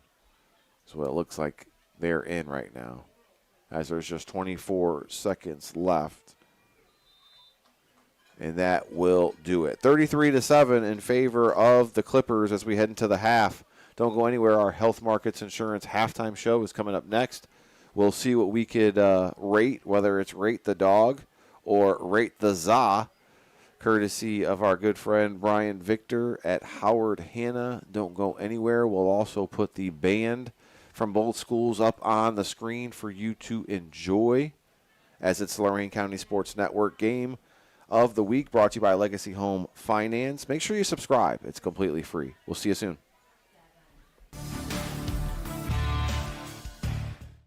Welcome back into our Health Markets Insurance halftime show. Dave Rivera joined alongside Jared Viancourt. 33-7 in favor of the Clearview Clippers. You're able to watch us thanks to our friends at Green Path CPA Solutions, as we have a LC8 matchup here in Week 8, and Oberlin's had some few turnovers in the first half. It buried them early. Clearview has been able to run the ball at non-stop, and Oberlin was able to get a score late in that game. We'll go through exactly what's been going on. As to get things going, it was Jermel Wilson with a 90-yard touchdown from the kickoff to start things off for Clearview. And then Clearview got things going with a 2-yard touchdown run by Cam Williams, followed by a 25-yard touchdown run by Cam Williams. And then it's been the Tristan Lentilli show.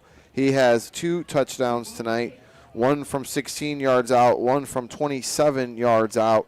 Kristen Stevenson for Clearview at his linebacker position has 2 turnovers himself. He intercepted the ball from Oberlin and then also got a fumble recovery for Clearview. On the other side for Oberlin, Corey Freeman has an interception. Asan Bell has an interception to go along with Bell's 29-yard touchdown reception from quarterback Drew Walter.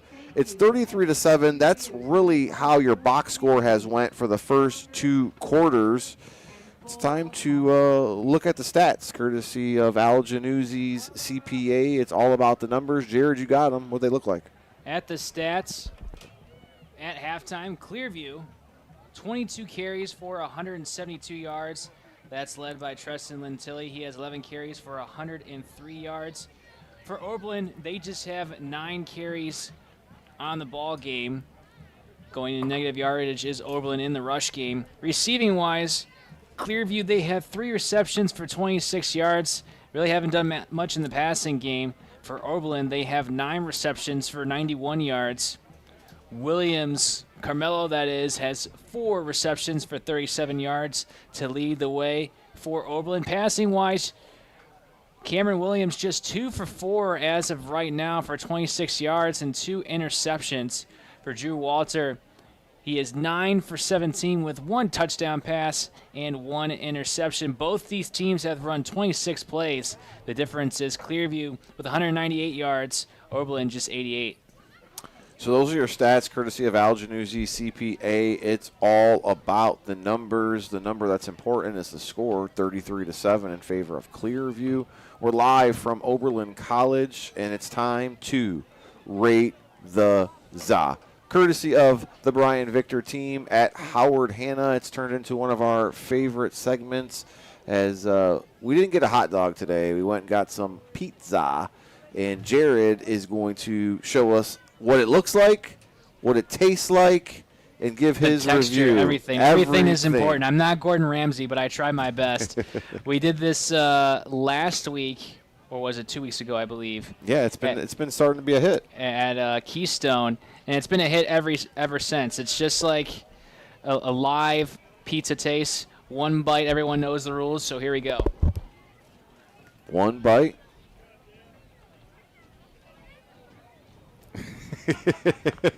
Turns into 3 bites. And how about the appearance and the texture and all those good things to describe that za? I must say the texture is good. The appearance is pretty good as well. Not much flop game either. I forgot to do the flop game last time. I think it's from Domino's. I think it's from Domino's.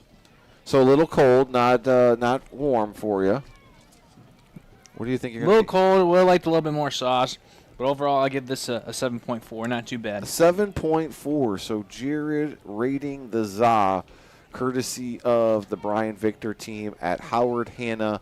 Thanks to the Oberlin Booster Club for giving us some free food up here in the press box. We got some scores to go over from around Lorain County as they are just about set to get things underway here. As get my handy dandy sheet. Black River is all over Brookside right now, 42-0. Columbia and Keystone, it's a battle, 14-7 right now in favor of the Raiders. Firelands running away with this victory, 41-7 right now over Wellington right now. Avon 27-zip over Amherst. North Ridgeville 24-7 over Avon Lake. Eau Falls 33-6 over Berea Mid Park. Midview routing Elyria 41-6. Rocky River wins 36-13 on a Thursday night game.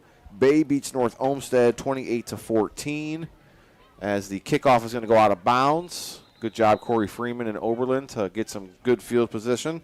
Holy Name on top of Elyria Catholic right now, 24-7. And Vermilion is beating Huron 21-14. Your scores brought to you by Network Land Title Agency in Elyria as we get you ready for third quarter action. First snap in this third quarter is brought to you by Janasco Insurance in downtown Lorain.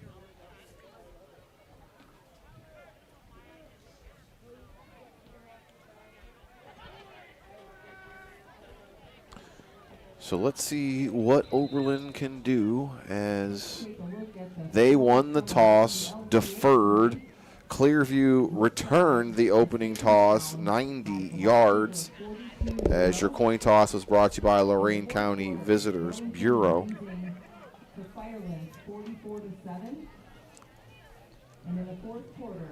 So here we go. Freeman, the man in motion. He gets it in the swing pass. Nice block by Jackson Sicalo, and he's able to get some positive yards on their first play. We saw some offensive momentum for Oberlin to close the first half. Clearview, they had an amazing goal line stand to end the first half. And if Oberlin wants any way to come back in this one, they have to continue the offense that we saw to end the first half, but they have to capitalize on every opportunity. They can't drop any passes, and they have to convert on 4th and short near the goal line. Defensively for Clearview, anybody stand out besides Christian Stevenson, who's forced 2 turnovers defensively for Clearview? Well, I have to keep an eye out for Xavier Garcia. He's been lined up against Carmelo Williams in man coverage all night tonight. And pass goes to Carmelo Williams in the flat, and he is brought down by Quado Grant. Not going to get the first down. I think they just got back to the line of scrimmage. That's it.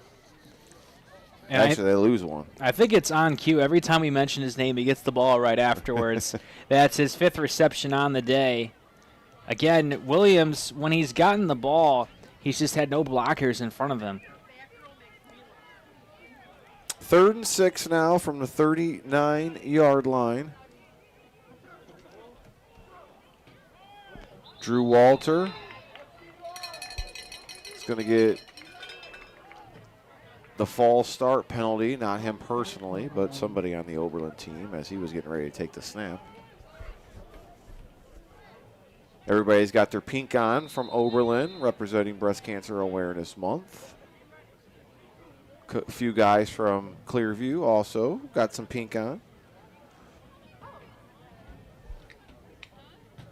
As the penalty will push OB back.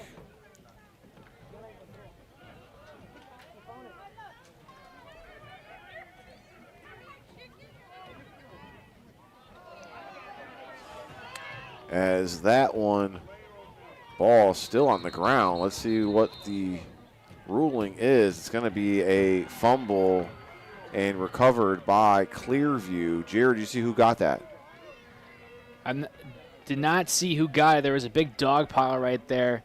That's the first time we've seen Oberlin have trouble with the snap here tonight. So another fumble here for Oberlin. They've already lost one earlier. They lose another one now. And it's going to give Clearview the ball back with great field position. Mason Rosenthal, he's taking over for the injured Camonte Hopkins at center. And first bad snap of the night by Rosenthal. Usually plays left tackle for Oberlin. Trying to track down all the scores here in Lorain County. I know there was a few we were still missing.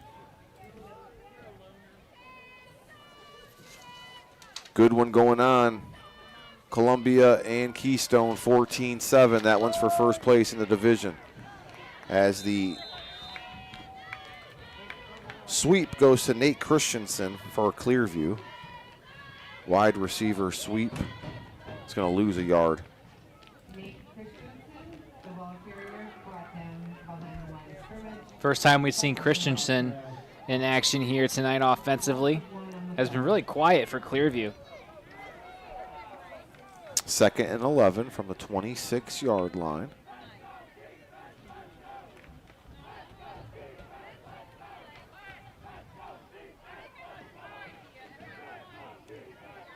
I got to think this is going to go to Lentilli. Cam Williams, the quarterback, is in the shotgun. Lentilli is next to him. I think there was some confusion. He wanted Stevenson to go in motion, but he didn't have time. So Clearview calls a timeout, and they're going to talk about it. Timeout's brought to you by Lorain County Recorder Mike Duran. We'll take it as well. We'll be back in timeout called by Coach Cody Kaya as some miscommunication offensively. No harm, no foul. 2nd and 11 from the 26 with 9:46 to go. Man in motion. Handoff to Lentilli in the misdirection. Close to a first down, maybe short by a yard or so. Lentilli's been the workhorse tonight for Clearview. He's got 2 rushing touchdowns. So does Cam Williams. 12 carries for 111 yards for Tristan Lentilli here tonight.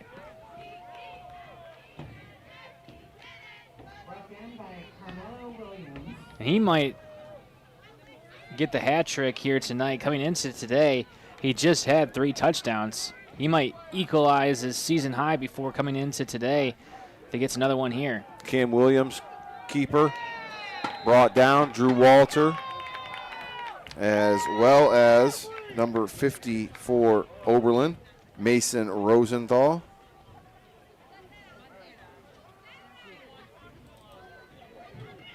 This is the first time we've really seen Clearview in 4th down territory, and I got to believe they're going to go for it. They have a great kicker and McKeel Damgard, but we'll see what they do here. Damgard's longest field goal this season is 31 yards. He's 1 for 2 in field goals. The other one got blocked. Yeah, they're going for it. 4th and 2 from the 17. Williams to Stevenson, the short yardage back. I don't know. The ref gave him a good spot, but then kind of went backwards after it. It looks like they're going to be short, and it is short. Turnover, Clearview, Oberlin ball. That's a huge momentum swing for Oberlin to try to get back to this game after the fumble earlier. So Oberlin gets the ball back, trailing 33-7.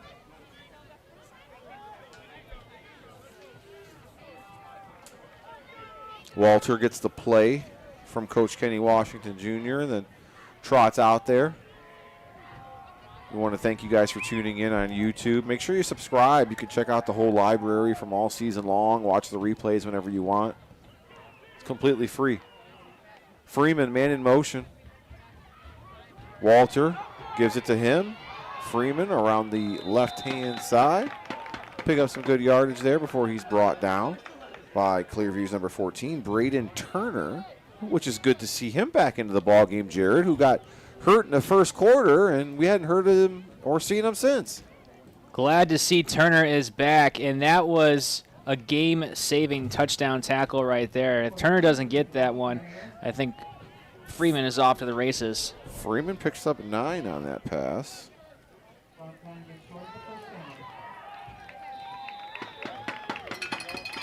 And there is the other running back, number 34, Sebastian Albanez. Jason Reese with the ball carrier for Phoenix, 1st down. First down, Oberlin from the 34 now. Reduced price hot dogs at the concession stand, $1 each. Now they say that. We got a sale on hot dogs at the concession stand after we were rating our dogs. And ended up doing rate the za. Walter drops back. Scott Jackson Sakalo at room to run. Brought down by Tristan Lentilli for a first down. OB.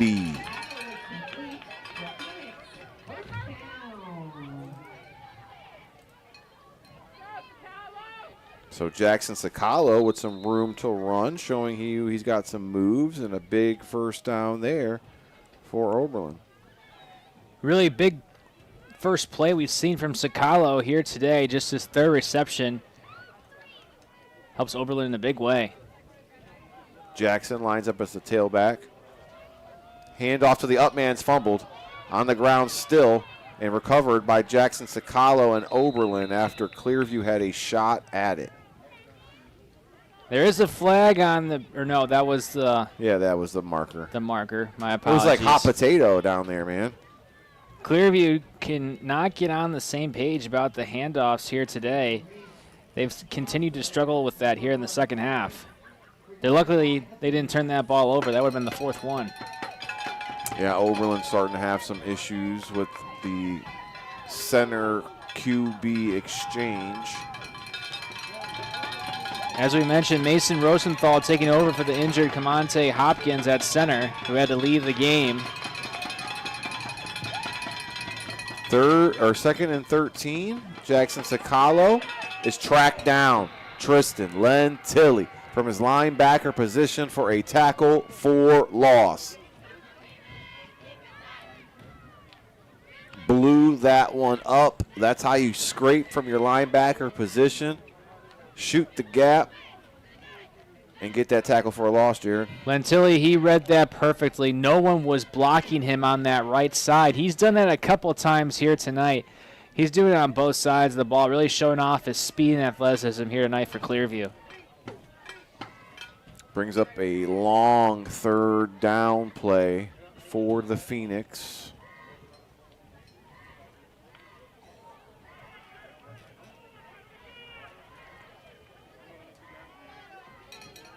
Here we go. 5 minutes left in this third quarter. Walter, the dump off to Jackson Sacalo is incomplete.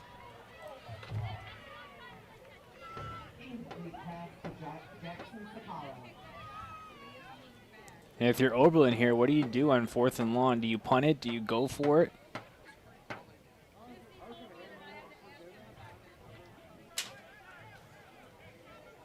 Stops the clock, brings up a long 4th down, and it looks like Drew Walter is going to punt it. Back deep to receive, I believe, is Cam Williams. Yep, it's Cam. It's a great punt from Drew Walter. And takes an Oberlin roll as well. Jeez. Touchback into the 20 is where Clearview will start things off. Timeout as we switch fields and get Clearview ready. We'll take one as well. 30 seconds. We'll be right back here on the Lorain County Sports Network. After the punt, Clearview will take the ball from the 20 as our DLW game was Holy Name and EC, which looks to be over as finals are starting to come throughout Lorain County. Pass from Cam Williams is caught, and making the catch is Nate Christensen. Almost broke it there and almost took it to the house. We've seen that a lot tonight from Clearview, getting yards after contact, breaking a lot of tackles. Christensen almost had one right there.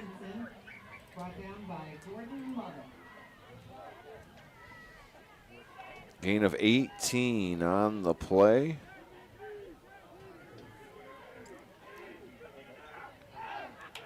First and 10 from the 38. 4 minutes left here in the third. Cam Williams keeps it off the right-hand side. Jackson Sacalo and Corey Freeman converge. Cam Williams is still on his feet, ladies and gentlemen, as Carmelo Williams finally comes and cleans him up. But Cam was just bouncing around like a ping pong. He refuses to go down, and I believe almost got the first down on that as well. He's a one-man wrecking crew. If you're not familiar with Cam Williams, he is a transfer. Came over last year from the Firelands High School. Made an impact immediately last year with Clearview. Now his senior year here with the team, made the switch from running back to quarterback. Although from the Wildcat position, he's still doing his damage. He's only thrown the ball 5 times here tonight. And he'll admit, partner, that's not really his strong suit. And he's okay with that. He said, I'll run it, man. Hand off, Tristan Lentilli. He's close to a first down. Yep, they're going to move the sticks again. But give credit to Coach Cody Kea. I mean, he started Braden Turner at quarterback to start the season, realized maybe we need to put people in different positions to benefit the team. Turner goes to wide receiver, does well. Cam Williams becomes the quarterback / running back and does very well. And now you got Tristan Lentilli back there, who's a hammer and a load to take down. Clearview offense rolling here tonight, 33-7. They're a running team. They've run 33 plays. 28 of those have been a run play. Last week, rushed for over 300 yards as a team against Brookside. Lentilli on this first down carry. Picks up a few yards before being brought down by Drew Walter and company. Also out there was Russell Shelton, number 54. Julian Page and Drew Walter on the tackle. So 2nd and 7 from the 47-yard line here for Clearview.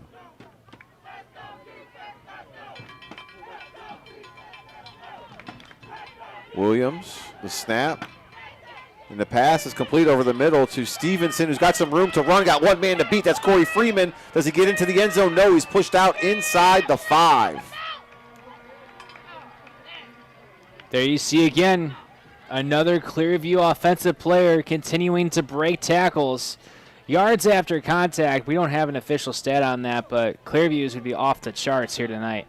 And nothing but a basic pop pass from quarterback Cam Williams to Christian Stevenson. And Stevenson showing what he can do after the catch. Almost gets into the end zone. He goes out at the 4-yard line.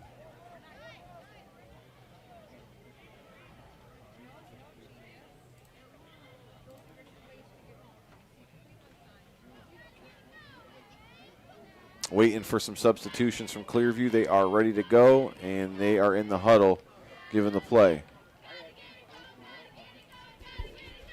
Stevenson is your short yardage back, number 5, who almost scored just a play ago. I think they're going to reward the big man here. Cam Williams, hand off to Stevenson. He's met immediately by 2 different Oberlin Phoenix, and he's going to be stopped before he can get anything going. Stevenson, he's been quiet today. That's only his 3rd carry coming into this one. Man, our crowd mic is working fabulous tonight. I feel like I can hear people's conversations and everything.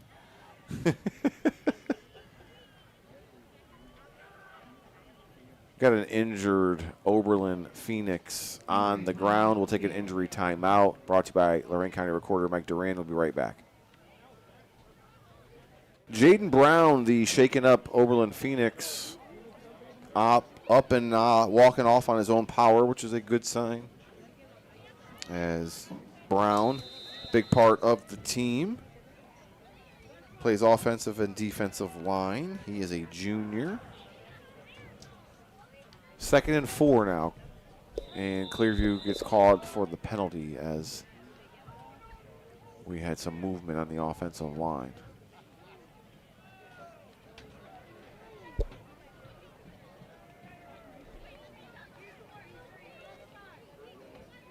That was on the left guard, Anthony Lockman. But I don't think they I don't think they accepted the penalty. Oh boy. It looked like Coach Chambers was arguing it too. They tried to say that there was maybe a defender offsides for Oberlin? I'm not sure.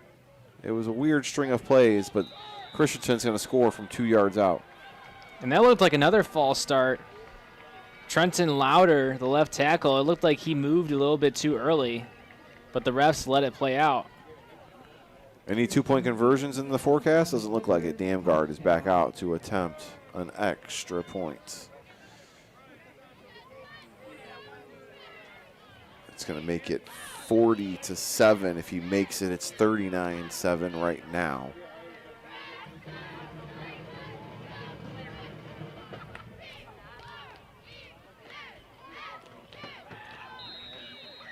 And the PAT is good.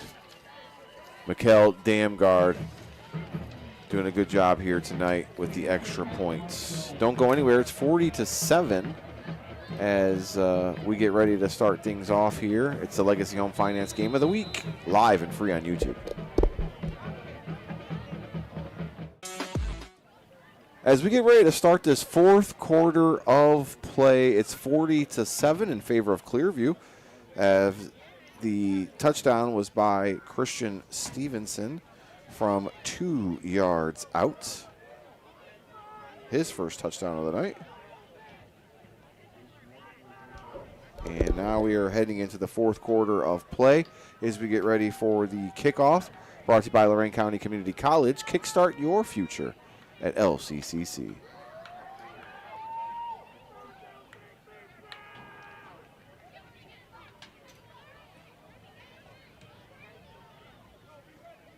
Dam guard going to kick things off.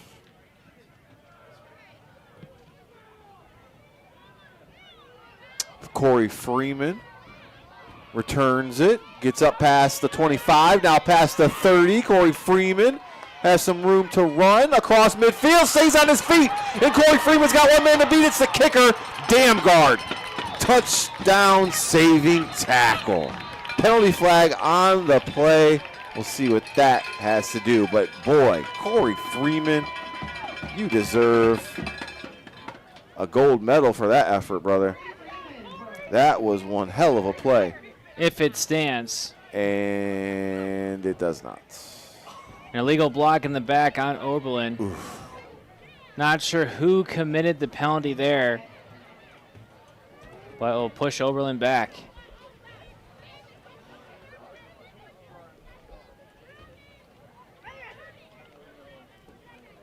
Yeah, I think he was trying to get away with it as much as he could until someone said something. It's not a running clock scenario. It's just a 33-point deficit.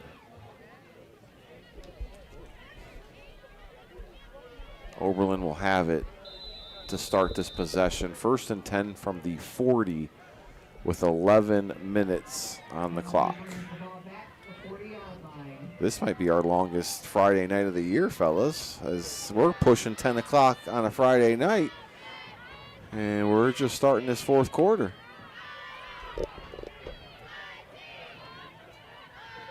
Oberlin getting set offensively.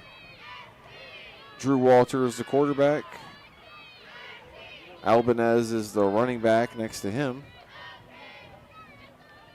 Pass intended for Corey Freeman, and Christensen almost picked that one off again. A little upset with himself that he didn't see it coming. That was a dangerous pass, throwing into traffic. You love those slant routes, but when you're surrounded by 3 Clearview defenders, it's hard to get that one complete. Drew Walter trying to thread the needle.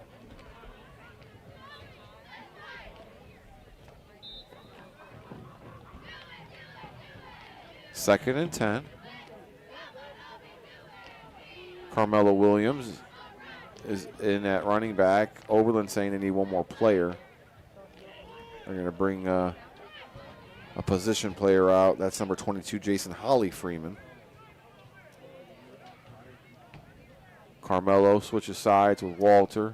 Gets the snap. Drew drops back. Looking to set up the screen. Montez, Sanchez, Miller sniffed it out. Says not up in here. And Drew Walter, he's throwing up his arms asking why that wasn't a penalty. It looked like Miller got a piece of his face mask, but nothing was called. We've called Miller Sanchez's name a few times. He's a great defensive end for Clearview. 6 foot, 185 pounds. Gets to the ball. Senior. Got a great first step. Him and Manny Moore are definitely going to be missed on this defensive front for Clearview. The seniors both will be graduating this year. It's going to be tough to replace those guys next season for Clearview. Boss man, big number 52. He's out there right now. He's got a cast on his hand, and he's standing up from the defensive end position. Let's see if Manny Boss Man can put some pressure on. Chasing, Drew Walters rolls and throws. Almost picked off as Clearview's Ethan Ball got a hand on it. And that was a throw that Walter shouldn't have made. He either should have gone out of bounds or thrown that one away. Jackson Sakala was basically playing as a defensive player, so Clearview couldn't intercept that ball.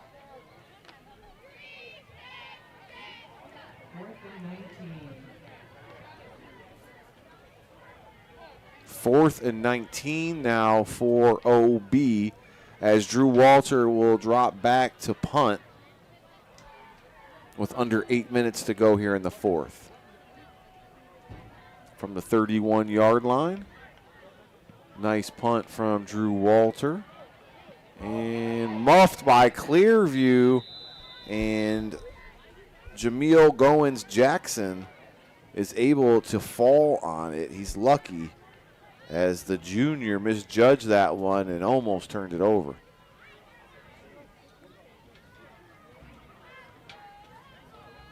Might see some new players for Clearview, as we will take a look to see who comes out.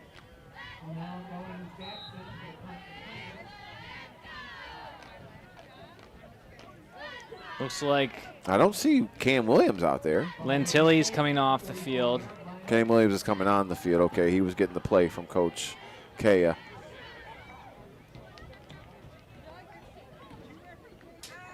So Lentilli's night is done. They still have Braden Turner out there on the far sideline. He hasn't really got any action since the first quarter. We could see a pass attempt from Williams to Turner here. Yeah, we'll get you some numbers on new guys, as Stevenson's the guy in motion that resets. Handoff up the middle. That is Xavier Ricks, number 20, as he's a junior, getting his first carry tonight.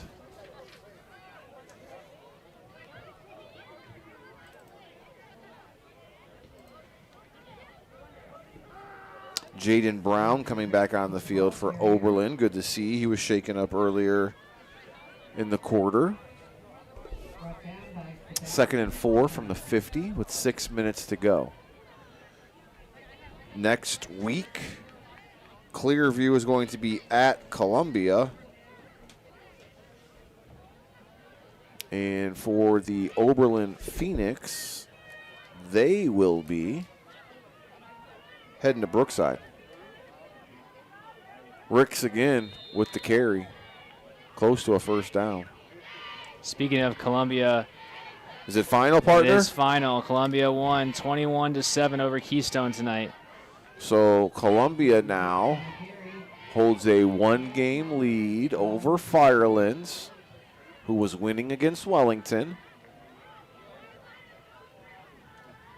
As far as wrapping up the Lorain County 8 Conference Division, they're the only team left in Lorain County that's undefeated. They're 8-0, representing Division 6, trying to crack the top 10 in Division 6. They're at like number 14 right now, as Ricks gets the handoff, and he cuts back and gets pushed past the first down marker, or at least close to it.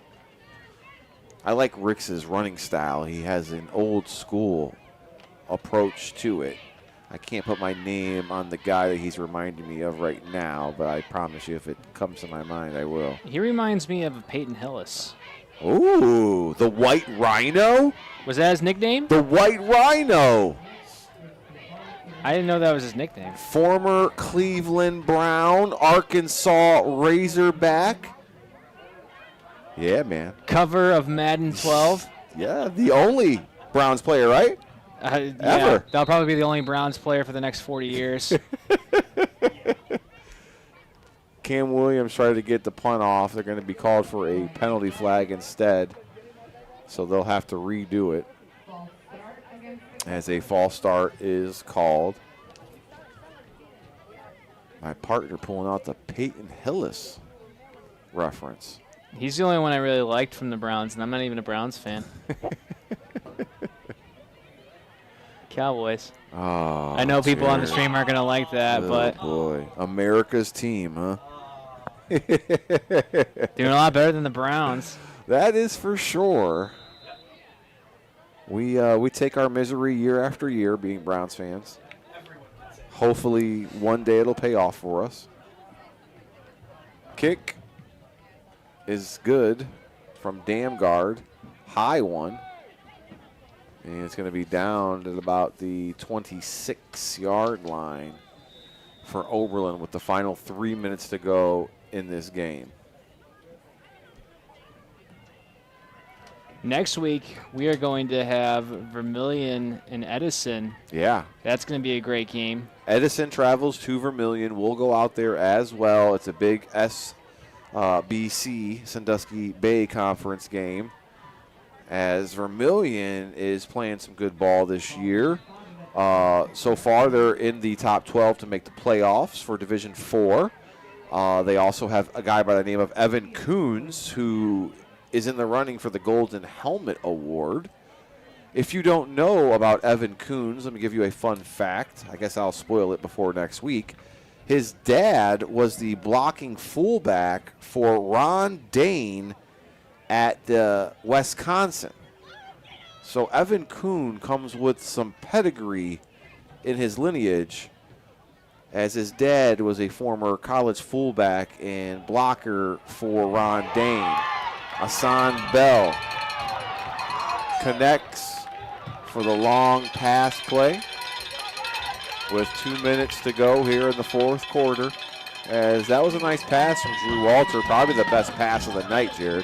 Him and Bell have connected very well when Bell has gotten the ball. That's 3 receptions for 88 yards, and they have been 2 peas in a pod here tonight. Bell has done a lot better than Carmelo Williams, who we thought was going to get most of those long passes here tonight.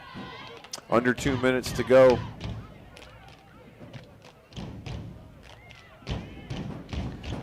Speaking of those Vermilion Sailors, Dave, Vermilion, they beat Huron today, 28-21. Coons, he had 259 yards and 3 touchdowns. It's just cementing his case for Golden Helmet Award. Oh, could have been a push-off. Oh, they get it. They both got it just late. Carmelo Williams with a very obvious push-off there. It's not going to stand. It's coming back.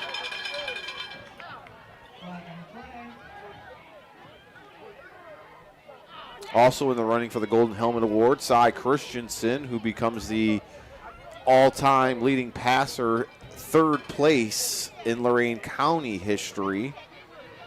I mean, how do you vote between Christensen and Coons? It's like trying to pick your favorite child. They both have done really great this season. It's hard to pick who's done better Who's overall. your 3rd? I don't know. I mean, those are the top 2 guys. I'm not really thinking about my 3rd because those 2 guys have been really good all season.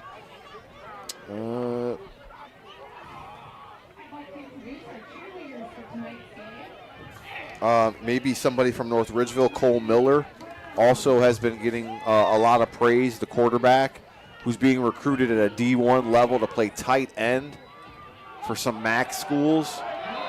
The kid also benches 300 pounds at a quarterback position, which is unheard of. It's going to be another penalty on this play,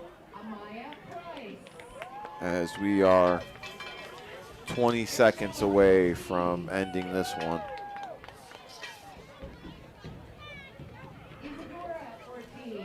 Goes on Kudo Grant. Let's do it, partner. Let's name our Zabel Apparel player of the game right now. It's going to be Tristan Lentilli, who has been the guy for Clearview tonight offensively with 2 rushing touchdowns. Also coming up huge on the defensive side of things, as he will get a free T-shirt, a picture on social media, and maybe an interview with John Guzik in our post-game show. Interception, Clearview, that will do it. As that is number 14, Braden Turner, who comes up with the interception to end the ball game. So that'll do it. 40-7 is the score. That's what I thought. Looking at the scoreboard says something completely different. I had to look at my partner and do a double take. We'll be right back. We'll get into our Spitzer Auto World post-game show, and we'll give away some awards and get you ready for next week. Don't go anywhere. It's Lorain County Sports Network Game of the Week.